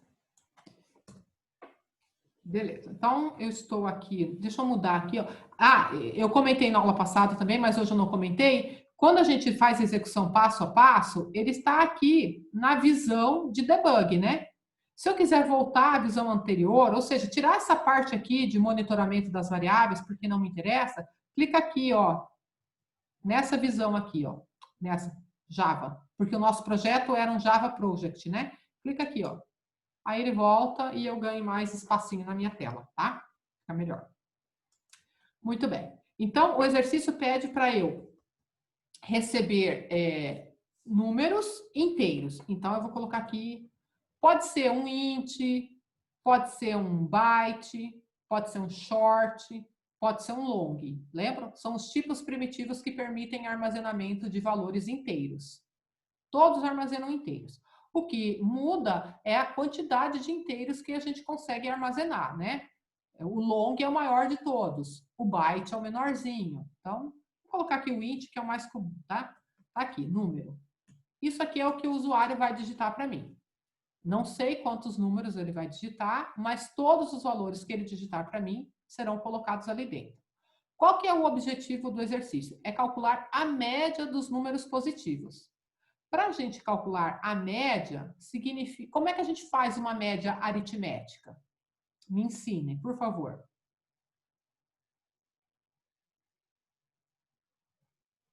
Soma a quantidade de números e divide pela quantidade. Isso. Eu vou ter que somar todos os números que me forem fornecidos. Depois que eu tiver esse somatório, eu vou dividir pela quantidade de números que me foram fornecidos, certo? Então, por exemplo, se digitaram para mim 4, 56, 87, 90. O que eu tenho que fazer? Eu tenho que somar tudo isso. Nossa, eu podia ter colocado números melhores, né? Eu somo esses 4 números, né? Então, vai dar 60, 150, 237. Acho que é isso. Somei todos os números. Depois que eu somei os números, eu divido pela quantidade de números que me foram dados. Então, foi dado 1, 2, 3, 4. Aí eu pego isso e divido por 4. Então, é o somatório dos valores dividido pela quantidade de valores. Certo? Nesse exercício aqui, a gente não sabe quantos valores serão dados. Mas eu sei que todos os números que forem digitados, eu vou colocar aqui dentro da variável número. Depois que eu tiver certeza de que ele é um número positivo, eu pego e adiciono lá na minha variável somatório. Vou fazendo isso. Quando eu parar de receber números, eu divido pela quantidade de números digitados. Eu estou falando isso porque eu preciso criar, então, um espaço que vai me permitir somar todos os números, não é? Então, eu vou somando. Recebi o 40, somei o 40. Recebi o 56, eu somo 56 com 40. Recebi o 4, tá lá o 4. Recebi o 56, eu somo 56 com 4 e passo a ter 60. Recebi o 87, eu somo 87 com o 60 e deu 147. Eu recebi o 90, eu somo 90 com 147, eu tenho 237. Então, essa variável soma, ela vai tendo o seu valor aumentado conforme eu vou recebendo novos valores positivos. Ao mesmo tempo em que eu estou recebendo os valores, eu preciso ir contando, porque veja que aqui no final eu preciso dividir pela quantidade de valores que eu recebi. Então, se eu recebi o 4, eu preciso anotar. Falei, opa, recebi um número. Quando eu receber o 56, eu preciso falar, opa, agora ao invés de 1, eu tenho 2. Quando eu receber o 87, ao invés de 2, eu tenho 3. Quando eu receber o 90, ao invés de 3, eu tenho 4. Então, eu preciso ter também uma variável para contar, né? Uma contadora. Ela vai ficar contando os números que eu já recebi para depois eu poder usar no cálculo da média. Observem que a média, ela é o resultado de uma divisão. Em Java, o resultado de uma divisão, por padrão, é double. Tá? Então, eu vou criar aqui uma variável double, que vai ser a média. Opa, mas eu tenho que digitar certo. Professora. Oi. No primeiro número ali, no int número, poderia colocar o soma e o contar também ali, em vez de criar... Poderia. Aqui, ó, para diminuir linha. Aqui, ó. Só que aí você tem que separar por vírgula, né? E o ponto vírgula vai só no final. Pode. Tá? E mais. Essas variáveis aqui, ó, tanto a variável soma quanto a variável contar, elas precisam partir de um valor neutro. Todas elas vão ser usadas em adição, né? A soma vai somar os números e o contar vai contar os números, mas eles sempre vão estar acrescentando alguma coisa. Então, essas duas variáveis, elas precisam começar com 0. Você já pode inicializá-las aqui também, se quiser, tá? Declara e inicia. Pode ser assim, ou se quiser fazer separadinho, tal, tranquilinho, pode ser assim, ó. Soma recebe 0, contar recebe 0, tá? Com ou sem espaço. O importante é que elas comecem valendo 0, tá? A média, eu não preciso iniciar, porque eu vou fazer um cálculo e vou guardar o cálculo lá dentro. Então preparados. Isso tudo aqui foi só para a gente preparar o cenário. Agora, o que vai acontecer? Vamos pensar no que pode acontecer. Eu estou interagindo com uma pessoa. Meu programa está interagindo com uma pessoa. Imagine que apareceu na tela a mensagem: digite um número. Isso que vai aparecer para a pessoa. Ou digite um número inteiro. Essa pessoa pode digitar na primeira vez um valor negativo? Pode. Ela é livre, né? Artigo 5º da Constituição, ela é livre. Então, pode. Acho que é o artigo 5º, estou chutando aqui, ó. Então, ela pode digitar o que ela quiser. Pode digitar, inclusive, um valor negativo. Qual é a estrutura de repetição que permite eu verificar que a condição não foi satisfeita lá no comecinho? Do while ou do while? Quer ver? Se a gente não lembra, a gente volta aqui. Opa. Aqui, ó. Aqui a gente tem o while, tá vendo? E aqui a gente já tem uma condição. Se essa condição aqui der falso, o que que acontece? O meu programa já para aí, ele pula todo o while e vai aqui embaixo.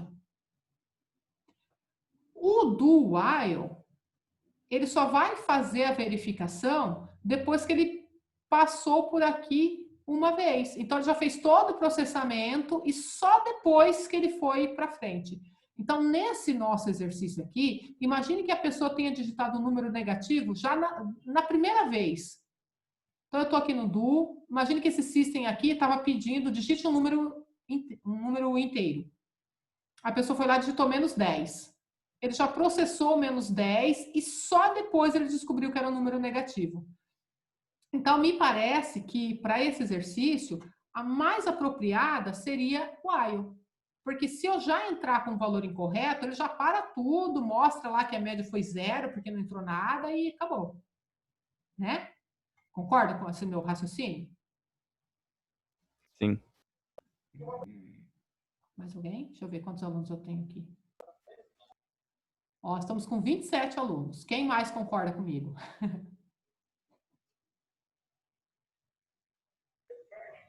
Concordo. Mas não poderia colocar uma mensagem, não? Poderia. Se eu quiser, se eu bater o pé, não, eu quero usar o do while, dá. Aí você, dentro do do, você coloca um if, para ele verificar se aquele número pode ser tratado. Vamos fazer a primeira solução com o while, que é a mais direta. Depois eu posso mostrar um parecido com um do e um if, para ele não aceitar um valor incorreto, não colocar lá nos cálculos um valor incorreto. Combinado? Antes que a gente congele. Então, voltando aqui. Oxi. Só tá certo. Então tá. Então, beleza. Então, vamos lá. Abrir aqui meu while, né? Eu quero verificar se o número é maior ou igual a 0. Por enquanto, a gente está considerando o 0 parte dos positivos, tá? Depois a gente melhora isso. Lembra o nosso combinado? Tá aqui. Aqui está a minha estrutura de repetição. O que vai acontecer aqui dentro? O que eu coloco? Melhorando a pergunta. Onde eu coloco o comando system.out.println, por exemplo, para apresentar uma mensagem para o usuário, permitindo que ele digite um valor inteiro? Vou colocar aqui. Vamos lá. Vocês vão me guiando, tá? Professora. Oi. Se a senhora colocar aí um sys.out, colocar um completa, Ctrl espaço, né? Completo, né? Ciso acho que também faz. Aí, ó, Ciso também.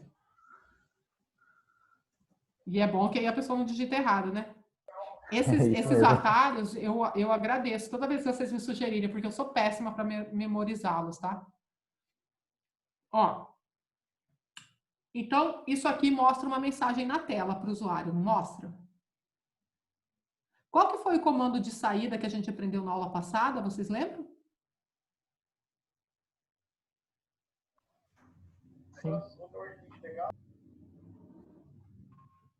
O JOption, professor? Isso, JOption. Ou eu uso o System Out Println, que é aquele que mostra essas mensagens aqui na console, ou eu posso usar o JOption, ó, JOption Pane. Né? Como eu quero mostrar uma mensagem na tela, é o Show Message, aqui, ó, Show Message Dialog. Null, porque a gente não tem nenhum recurso gráfico, ele é o único. E aqui dentro a mensagem que eu quero que apareça. Digite 1. Na verdade, eu errei o comando, tá? Vou consertar. Eu quero, não é o show message, né? Eu quero mostrar a mensagem na tela, mas, ao mesmo tempo, eu quero pegar a resposta do usuário. Então, é o show input. Show input dialog. né? Então, eu mostro essa mensagem e o que o usuário digitar para mim, eu guardo dentro de uma variável. No caso, seria a variável número, né? Ou qualquer coisa. Lembram disso? Qual que vocês preferem? De baixo. De baixo? Então, beleza. Então, a gente tira. E aí tem esse erro. Por que está acontecendo esse erro? Eu expliquei na aula passada e agora vocês vão lembrar para mim. Tem que colocar a biblioteca, hein? Tem que colocar a biblioteca, primeira coisa, né? Vamos ver o que ele está me dando aqui, ó. É string. E também tem a questão da string, né? A biblioteca já está aqui. Tá vendo? Ó, javax.swing, que é o pacote onde tem as bibliotecas gráficas. Já está aqui. Agora, ele está me dando uma mensagem, ó. Type mismatch cannot convert from string to int, né? O inglês é ruim, a pronúncia, mas o que ele está dizendo é que ele não pode converter de string para inteiro. Bom, primeiro, quem é string e quem é inteiro? A variável número, ela é inteira. Aquilo que o JOptionPane produz para mim como entrada, sempre vem no formato de string. Então, não dá para eu colocar uma string dentro de um inteiro. O que a gente pode fazer? A gente pode converter. A gente pode fazer tudo isso numa linha. Ó, eu faço integer.parseInt. O que o parseInt faz? Ele converte uma string para inteiro. Ou seja, o programa vai executar este JOptionPane showInputDialog, pega a resposta que está no padrão no formato string, já converte para inteiro e o resultado convertido vem para dentro da variável número. Então, perceba que a execução é de dentro para fora. Primeiro executa o que está aqui dentro desses parênteses e já usa o resultado disso como entrada para o parseInt. Aí ele converte e já bota aqui dentro. Show? Entenderam? Sim. Beleza. Maravilha. Muito bem. Aí, só que tem algumas coisas assim que a gente precisa analisar. Veja só, vamos executar olhar a nossa sequência aqui, ó. Eu criei as variáveis, coloquei 0 na soma e no contar. Aí eu vim aqui e executei esse while. Olha a minha condição. A condição está assim, ó. Se número maior ou igual a 0. Lembra que eu falei da regra do manual de sobrevivência do programador? Toda vez que eu usar uma variável em uma comparação, é importante que essa variável já tenha recebido um valor anteriormente. Vejam, dentro dessa variável, eu quero guardar um número que foi fornecido pelo usuário. Só que, quando eu estou aqui na linha 14, o meu programa só executou as linhas anteriores. Em que local, antes da linha 14, eu dei a chance do usuário digitar um número para mim? Aqui na linha 8, o usuário digita alguma coisa para mim? Nenhuma. Não. Na linha 9? Também não. Na 11? Na 12? Não. Também não. Então, quando eu chego aqui na linha 14 e eu estou comparando a variável com 0, aqui dentro dela não tem uma informação dada pelo usuário. Então, como é que eu posso fazer para resolver isso? Eu vou copiar essa linha. Se eu colocar uma linha assim aqui. Deixa eu tirar daqui. Se eu colocar essa linha aqui, ó, antes do while, tá vendo? Aí eu posso chegar na linha 14 e perguntar se o que está aqui é maior ou igual a 0. Não posso? Por quê? Na linha 13, eu já dei a chance para o usuário digitar alguma coisa para mim. Concorda?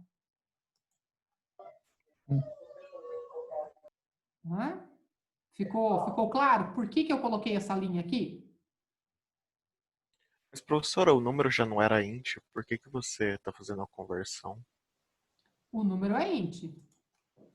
Sim, eu tô convertendo porque o showInputDialog, ele é string. Ah, sim, eu esqueci disso. Ele é string. Então, aí eu preciso converter a string para int justamente porque o número é int. Senão, ele tenta colocar string dentro do inteiro, não dá certo. Eu tinha esquecido que ele sempre converte para string. Sempre o showInputDialog sempre converte para string, é uma coisinha dele, tá? Bom, mas então, vocês conseguiram acompanhar? Então, eu não tinha, em momento algum, uma linha que permitisse a interação com o usuário. Então, eu não podia fazer essa comparação aqui, porque não tinha um valor dado pelo usuário. Colocando essa linha 14, eu dei a chance do usuário conversar comigo, uma vez. Ele conversa comigo, ele põe aqui dentro da variável um número, vamos supor que seja o número 15. Tá? Então, dentro da variável número, veio o 15. Aí eu pergunto, 15 é maior ou igual a 0? Verdadeiro. Daí ele vai entrar aqui e vai fazer alguma coisa. O que eu tenho que fazer com esse 15, por exemplo? Eu tenho que adicioná-lo à minha variável soma, porque ela está valendo 0, não é? E tenho que falar para o meu contar que ele acabou de receber um número, que ele não vale mais 0. Então, eu faria isso aqui, ó. A soma vai receber o que está lá na soma, que é 0, mais o número que o usuário digitou para mim. E o contar vai receber o que está lá em contar, que é 0, mais 1. Porque o negócio dele é ficar contando. 1, 2, 3, então ele sempre aumenta de 1 em 1. Só que ainda tem um problema aqui. Quem consegue me ajudar com esse problema? Ó, essa leitura, vocês concordam que ela funciona? Ela permite que o usuário digite um número, não permite? Permite. Essa linha 14, ela está dentro de uma estrutura de repetição? Não. Não. Então, ela vai ser executada uma vez só.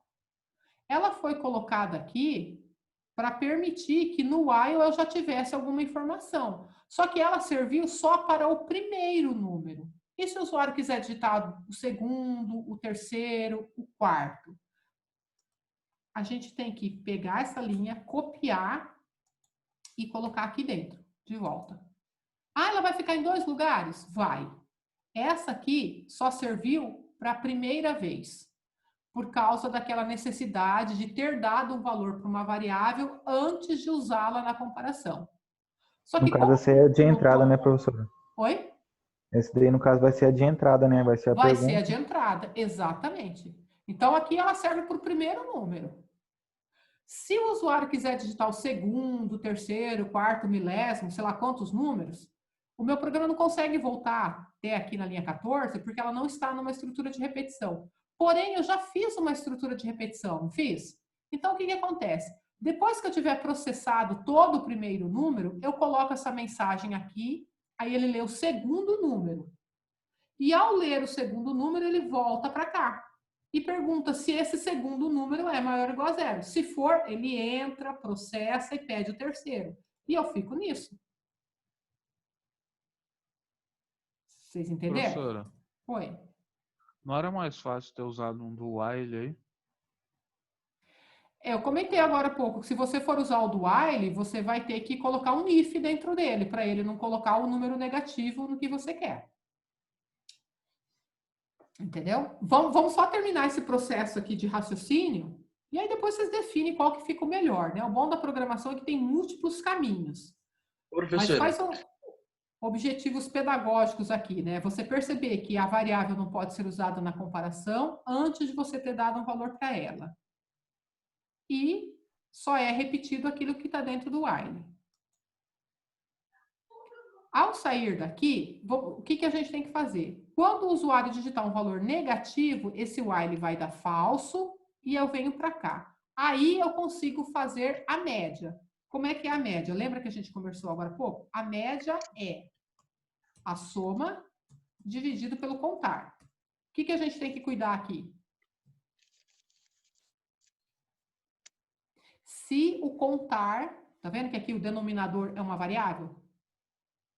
Essa variável não pode ser 0. Então, eu tenho que ter uma garantia de que eu só vou dividir se a variável contar for diferente de 0, ou for maior que 0, no caso.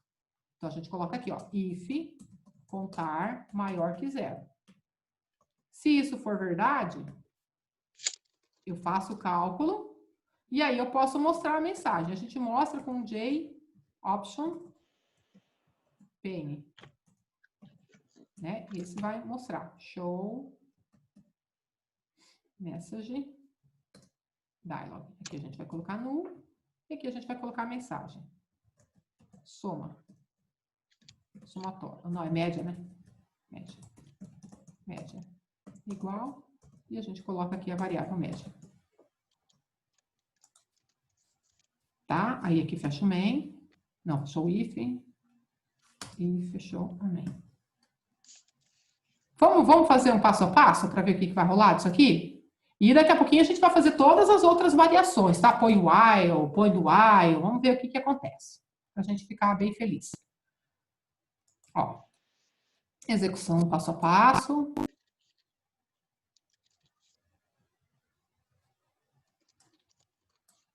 Obviamente, vai dar erro. Deixa eu já até cancelar o trem aqui, porque eu não coloquei o breakpoint. Ok, terminei. Vamos botar um breakpoint aqui no contar igual a 0, tá? Então, o meu programa está aí, prontinho. Agora vamos executar. Vai mudar a visão. Aqui a gente acompanha as variáveis, vai ser bem legal. E vamos lá. Ó, a variável soma já está com 0, tá vendo? Porque ele já passou pela linha 11, ele está aqui na linha 12 agora. Ó, contar também começou com 0, maravilha. Agora ele vai executar a linha 14, que ele vai interagir com o usuário. De cara, eu vou dar um valor negativo, tá? Nessa primeira execução. Tá carregando.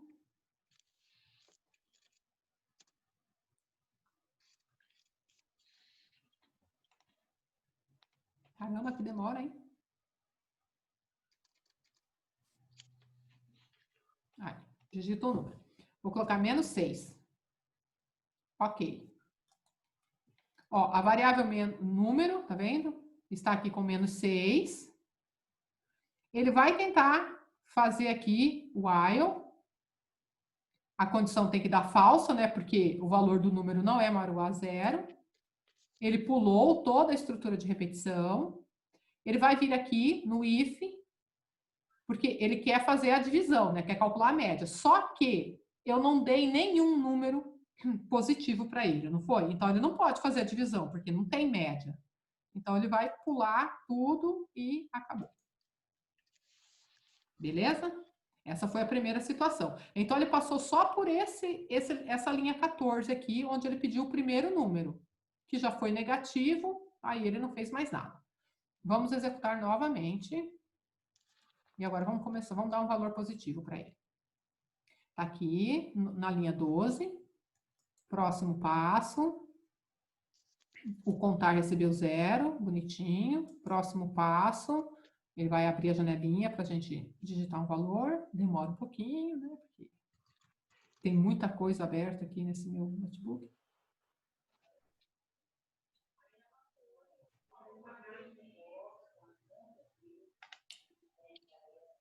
Dá até para ir tomar água antes, né? Ô, professor, joga uma coberta nele aí, professor. Tá com frio, bicho. Tá ruim, olha, tô com medo dele travar aqui. Não, vai carregar, tá vindo. É o processador que tá quente, professora. Tenta ir lá para fora no ventinho que ele esfria. Sai fora, rapaz. Deus o livre. Ai, travou, gente. Olha, me deixou falando com vergonha. Ó, mas também olha o tanto de tranqueira que tá aberto aqui, né? O pessoal não ajuda. Esse Chrome aí deve estar comendo metade da memória RAM da senhora. Uhum. E tem um monte de aba aberta, eu não posso fechar nenhuma. Arrumar um computador game pra senhora, hein? Eita. Tô precisando. A professora vai comprar Mas tá um caro, o Alienware. Adel me mandou uma mensagem de promoção. 8.000 a promoção deles. Eita, filho. Caro Barato, demais. professora, qual que Tá, era? tá barato, mas pra mim não tá, né? Ó, vou parar aqui o trem, porque deu chabu. Que isso, a professora deve ganhar uns 80 mil mensal. Vou fechar aqui No meu mínimo, blog. né? Líquido. Líquido? Oh, meu filho. É tipo isso. Vou sair aqui também. Ah, não tem muita coisa. Ô, professor, aqui perto de casa aqui tem um bequinho ali que você Deus chega ali com 10 reais, você sai com notebook novo, professora. Só falar isso. Então, Deus me livre. No início desse ano, a É minha só casa a foi polícia não assaltada, pegar. né? E levaram vários notebooks daqui de casa. Deve estar lá no bequinho. Aí, professor, recupera com um precinho camarada. Vou lá, vamos promoção. Ai, Deus. Vamos lá, vamos tentar aqui de novo. Fechei um monte de coisa aqui.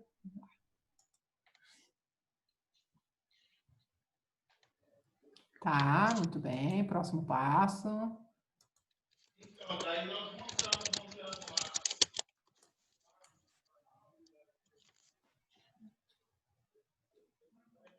Se ele demorar muito, eu vou falar assim para vocês. Olha, confia, tá? Confia que dá certo. Confia que não pega Aí, fogo. ó. Vamos digitar aqui o número 10. Né? Ó, observa aqui, o número 10 está aqui dentro da variável, né? Bonitinho. Ele chega aqui na linha 16 no while. Essa condição vai ser verdadeira. Então, ele entra. Aí, o que ocorre? Ó, percebe? A variável 0, ela está com 0.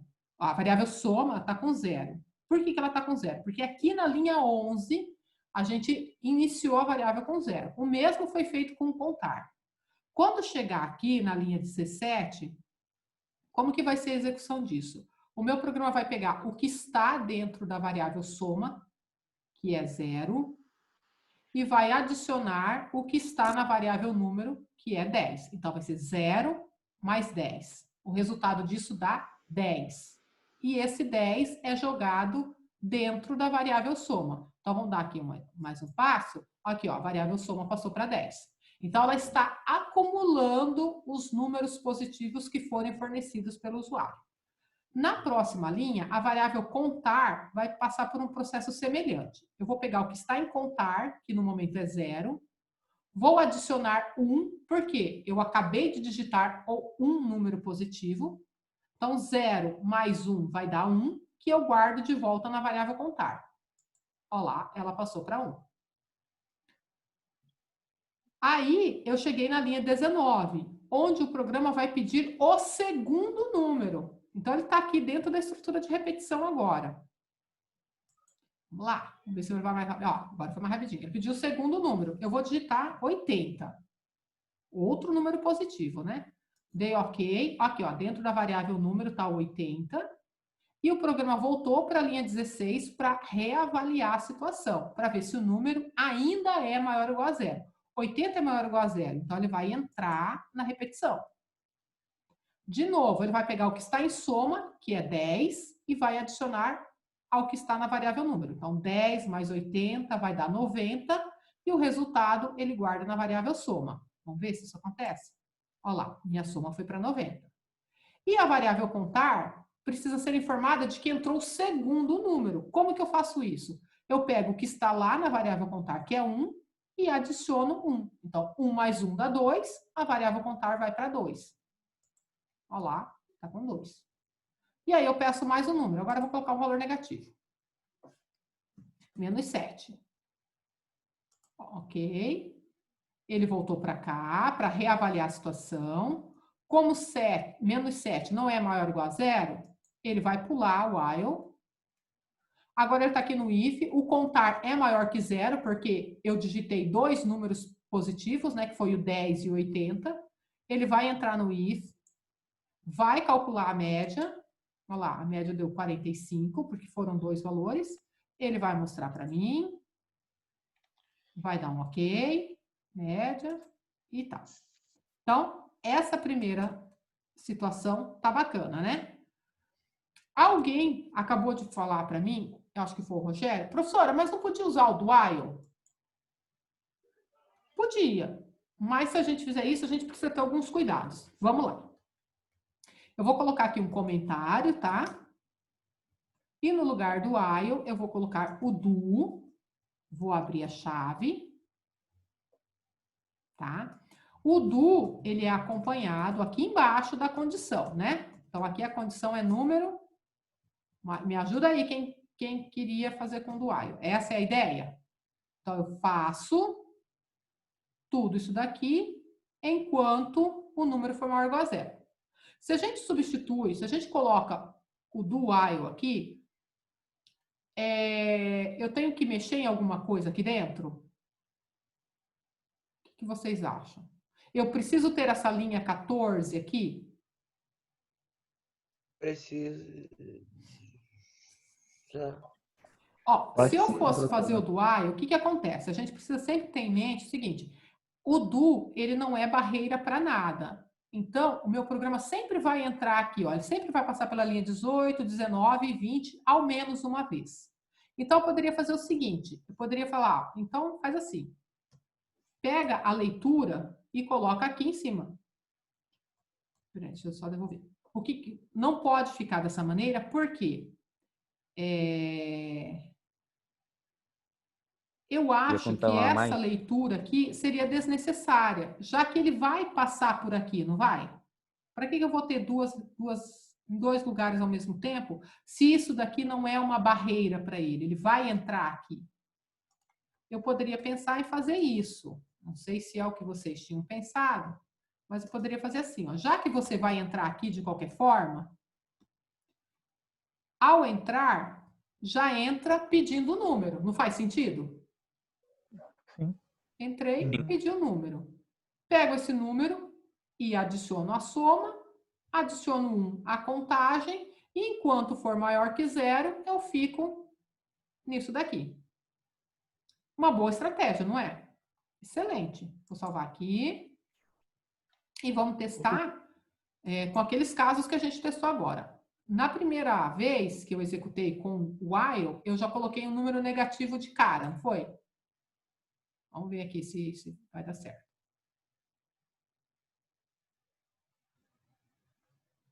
Vamos lá.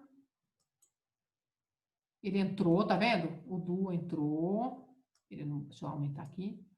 Aí vai mostrar a mensagem na tela. A gente espera um pouquinho. Tá vindo. Ô, professora, só que o while, ele não pouparia mais o processamento? Porque, um exemplo, eu tenho um banco de dados de vários números que eu preciso fazer uma soma, sei lá, uma conta muito grande. E se eu fizer o do while, ele vai fazer toda a soma primeiro, para depois ele falar se tem erro ou não. Então ele vai fazer todo o processamento. Agora, se eu fizer o while, não, ele já vai eliminar tudo que é de possibilidade de dar erro. Aí ele só vai fazer a soma Oh, meu Deus. Sim, ele só faria se ele tivesse certeza de que estava tudo certo, né? Isso. Exato. Então, é isso que eu digo. Não tem estrutura melhor ou pior, entendeu? O que tem são as situações em que uma é mais adequada que a outra. E aí você precisa medir isso, entendeu? Por exemplo, no Excel, o do while não seria tão útil, porque se você tem um exemplo, você tem uma planilha que é automatizada, e você só joga os números lá e ele já dá os valores corretos. Dependendo do computador que você vai usar, quanto menos processamento ele tiver, núcleo de processamento, quanto mais ele der conta para depois achar o erro, perde desempenho. É verdade.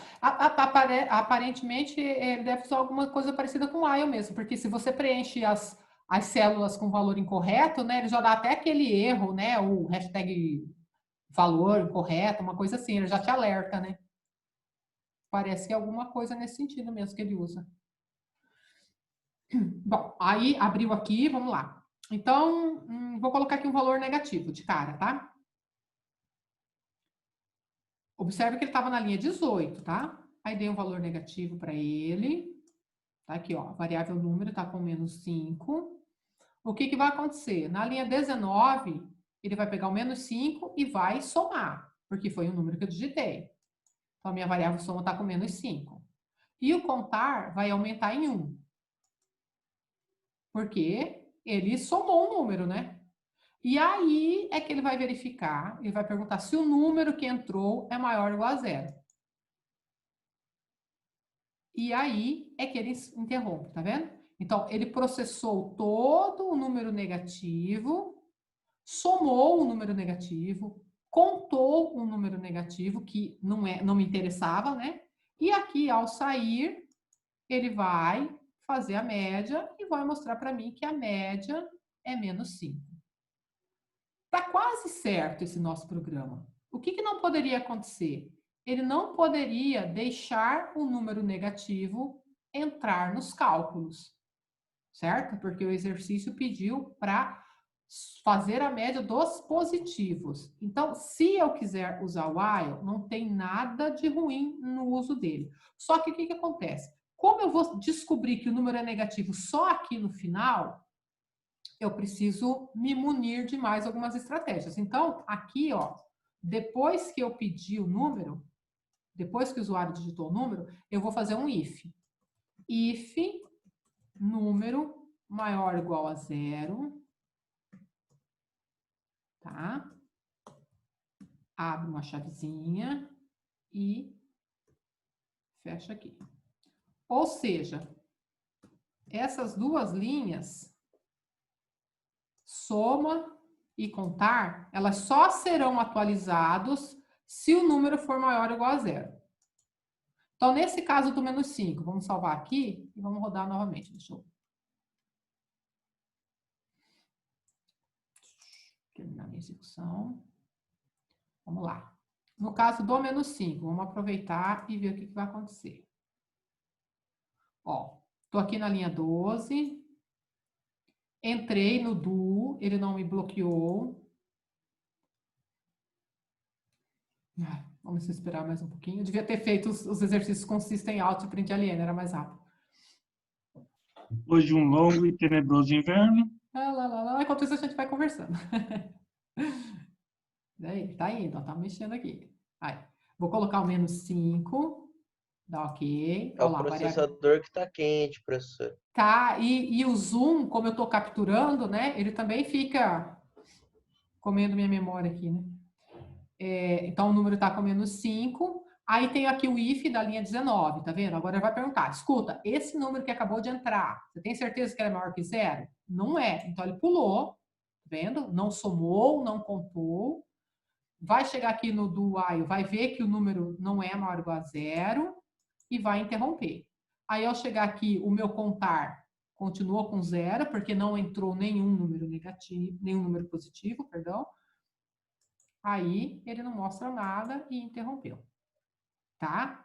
Então, era assim que você tinha pensado, Rogério? Mais ou menos isso? E observem que houve ganhos e perdas em ambos os casos. Com o uso do while, eu precisei fazer essa verificação aqui, né? Para não permitir processar valores incorretos.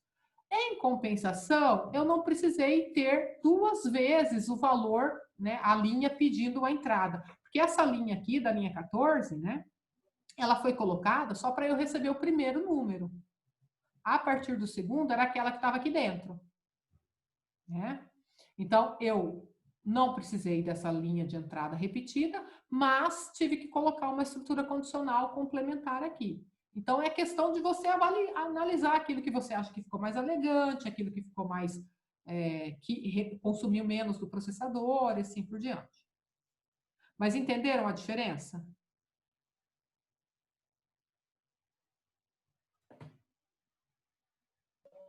Entendi, professor. Tranquilo. Sim, professor. Entendi, professor. E os A outros demora é que porque a gente tá debaixo da coberta aqui mesmo. Debaixo da coberta, né? Tem um monte de gente que fica bem quietinho na aula, né? Os outros quietinhos, como é que estão acompanhando? Porque tá todo mundo... Não pode estar todo mundo. Tá todo mundo debaixo da coberta. Aí até tirar o braço para fora, professor, demora um pouquinho. Para ativar o microfone, né? Tá bom. Tá. Eu não precisa falar. Congelando, professor. Até o pensamento está congelado aqui. Congelou lá no início, entendeu? Tá quase lá.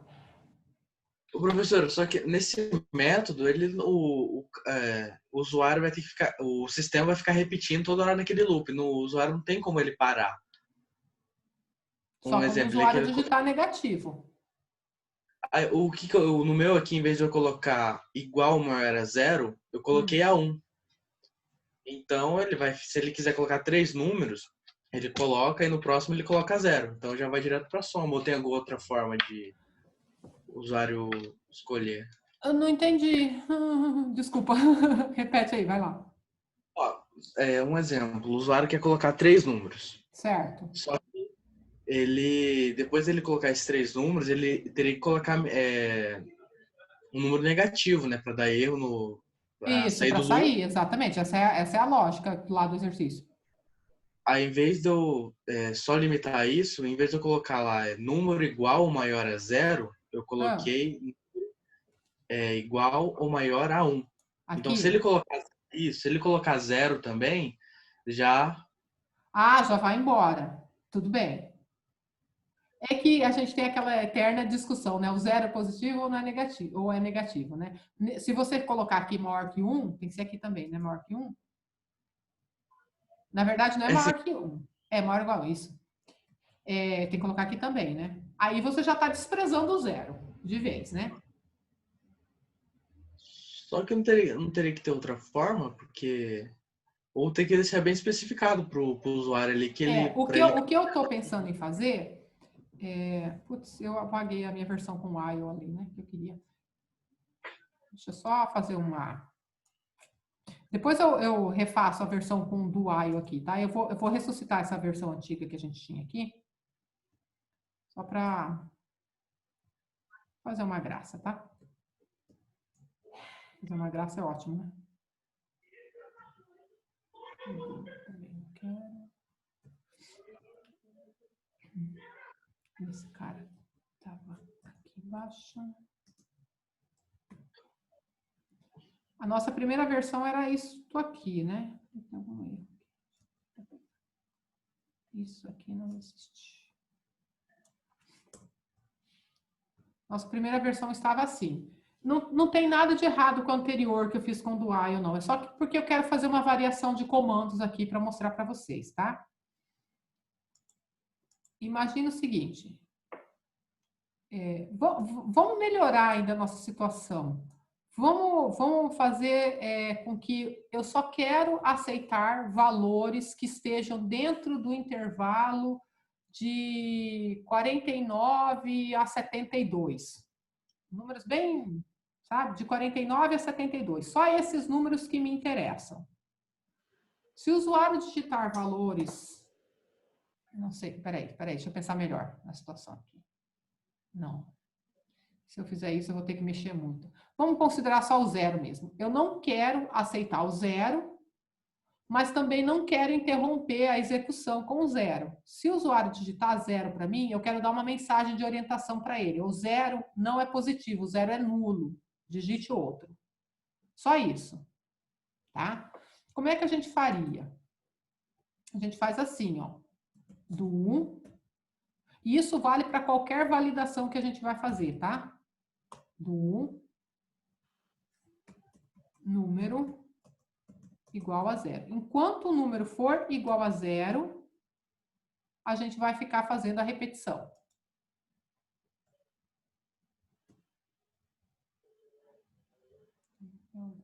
Faltou o while aqui, né? Ó, faça essa entrada e fica repetindo enquanto o número for igual a 0. Só que, além disso, aqui dentro a gente tem que dar uma mensagem de orientação para o usuário, né?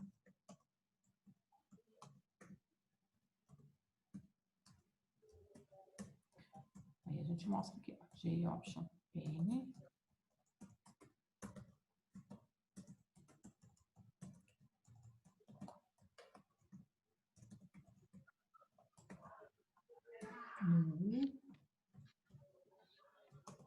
E aí, erro. Erro. 0 é nulo. Lá, qualquer coisa, tá? Digite positivo.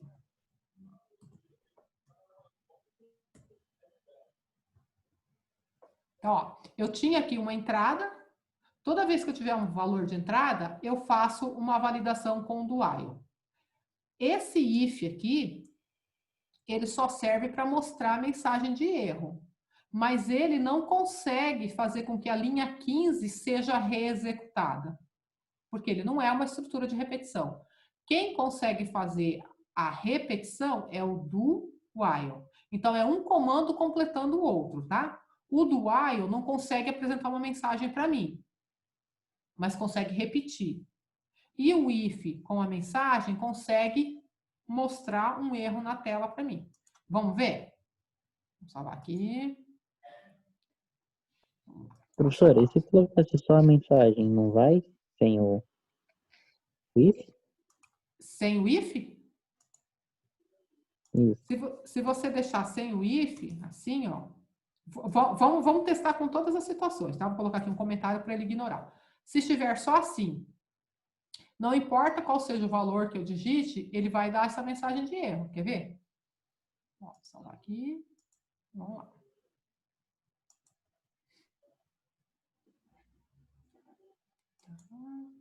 Ai, não demora muito, não demora muito. Vamos lá. Ah, espera um pouquinho que tá vindo.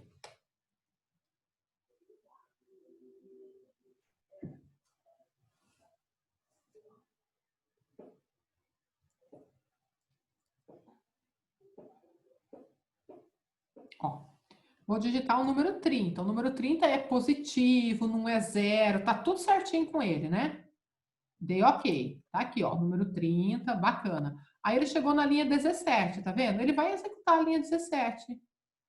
Ó, erro, 0 é nulo, digite positivo. Então, não é em todas as situações que essa mensagem pode ser mostrada, né? Ela só pode ser mostrada quando o número digitado pelo usuário for 0. No caso, foi 30. Então, por isso que eu preciso do if. Porque só o do while, ele não consegue verificar isso, entendeu? Ele não tem poder de verificação. Ele só olha e manda repetir, se ocorrer um erro. Ah, tá. Agora entendi. Para apresentar a mensagem de erro, eu preciso do teste condicional. Então, por isso, deixa eu interromper aqui a execução, por isso que eu preciso, antes de mostrar a mensagem, eu preciso verificar se é pertinente mostrar essa mensagem, entendeu? Se o número realmente for 0. Quer ver? Vou salvar e vamos executar agora.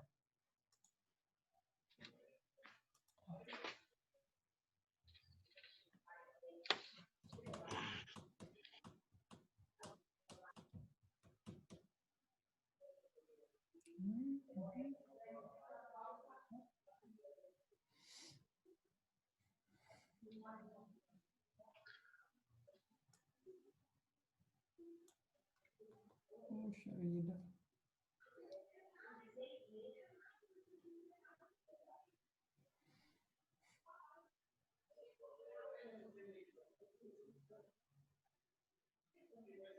Não tem nem mais assunto para disfarçar aqui com vocês. A senhora já deu, porque já passou 9h03, entendeu? Tá todo mundo congelado. Não, senhora, aguenta mais um pouquinho ainda. Tem muitas coisas para falar para vocês. E as nossas também estão congeladas. Olha aí, travou. Espera aí, vamos parar. O computador só se mete em frio, professor. Vou rodar por aqui. Ó, digitar um número. Agora que a gente colocou o if, né? Eu vou colocar 30. O que vai acontecer? O 30 não merece ter essa mensagem aqui. E ele não vai passar por lá, tá vendo? Ó, ele passou. E agora, essa outra mensagem é daqui de dentro, ó, porque eu não estou passo a passo agora, para ser mais rápido, né? Tá aqui. Se eu digitar o -4, ele mostra 30, porque a média foi 30. Mas o que eu queria mostrar disso aqui? Essa parte aqui, ó, do 14 até a linha 19, é uma validação da entrada. Essa primeira entrada aqui, ela está validada. Se a pessoa digitar 0, ele barra e fala, ó, 0 é um número nulo, eu não quero, mas também ele não é motivo para eu interromper o programa. Digita novamente. Então, ele dá a chance da pessoa digitar o valor correto. Essa mesma estrutura aqui, ela precisa ser repetida aqui, ó. Porque aqui eu não estou recebendo uma outra entrada. Só voltar a minha. Aqui, ó, na linha 24, não estou pedindo uma entrada novamente?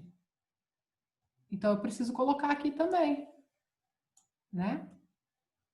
Né? Então, a gente faz assim. Né? Tô falando só para mim. Tá aqui, ó. Então, se tem uma entrada, aqui tem a validação também. Ok. Tá, deixa eu ver se as minhas chaves estão todas no lugar certo. Aparentemente sim. Então, valido de um lado e valido do outro. Certo? Hoje foi para mostrar as estruturas de repetição para vocês. Na verdade, era para fazer mais um monte de coisas, mas eu sempre programo mais do que dá tempo, né? E vocês têm um monte de listas de exercícios para fazer, tá? Deixa eu voltar aqui. Então, a gente veio até aqui nas estruturas de repetição. Não entramos em arrays, mas os slides já estão lá, para vocês darem uma olhada e tentarem fazer. Para esta semana, o que eu peço para vocês? Muitas coisas. Mas... fechei tudo. Deixa eu parar aqui o compartilhamento. Eu já nem sei mais o que está funcionando aqui. Vocês vão ter tarefas, tá? Muitas. Yupi! Deixa eu achar aqui a lista de exercício. O áudio congelou bem na hora. Tô só de olho. Mas tem a gravação. Depois você vê a gravação. Aí, deixa eu pegar aqui a listinha. Lista 2.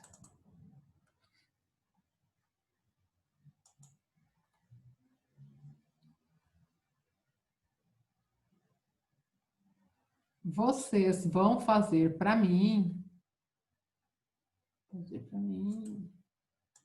Compartilhar a tela, né? Não é para hoje não, né? Não. Agora a gente vai se aquecer, pelo amor de Deus. Aqui, ó. Essa lista aqui, quem já foi meu aluno já deve ter feito esses exercícios aqui, tá? Mas o que eu quero que vocês façam? Eu quero que vocês façam... Alguém tinha pedido o exercício 4, né? Então, eu quero que vocês façam o exercício 4. Tá? E mandem para mim até a próxima aula, né? Até sexta-feira. Até dezembro. Eu vou deixar o sistema aberto até a sexta-feira, 18h30. Porque 19 a gente vai uma nova deixa aula. para o Natal, professora. Deixa para quando estiver mais quente. Então, não, vai ser para mais para frente, mais cedo.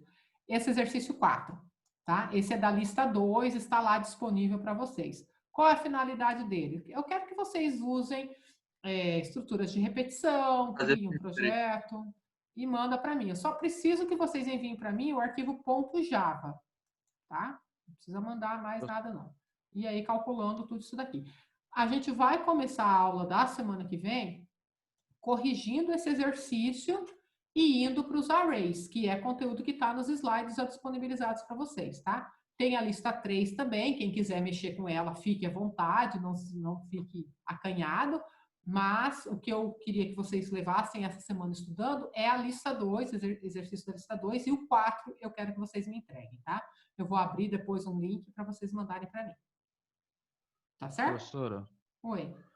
Precisa ser feito com o JOption Pane ou pode ser no console mesmo? Pode ser no console mesmo, não tem nenhuma preferência, tá? O que você achar melhor. Inclusive, nos próximos exercícios, tá? Eu vou trabalhar no console mesmo para ficar menos lenta a execução, tá? Agora, vocês já pegaram o esqueminha do JOption Pane, aí quem quiser usar, pode ficar à vontade. Tudo bem? Entendi. Então, Obrigado, exercício 4 para a próxima aula. O material está lá nos slides. Já está disponibilizado lá no ambiente virtual. E é isso aí. Alguma dúvida? Tranquilo, sugestão? Foi tranquila a aula, apesar do friozinho, né? Mas deu para a gente chegar até as 21, né? Não Professor, o frio perto da aula, o frio tá ótimo. Pelo menos a cabeça esquentou, né? A cabeça tá fervendo, professora. Tá fervendo. Então tá bom, gente. Obrigada por terem ficado até agora comigo. Agora eu vou tentar gerar o arquivo e depois subo lá para vocês no ambiente virtual, tá? Beijos. Boa noite, professora. Boa noite, professora. Boa noite, professor. Bom fim de semana. Obrigada, você também.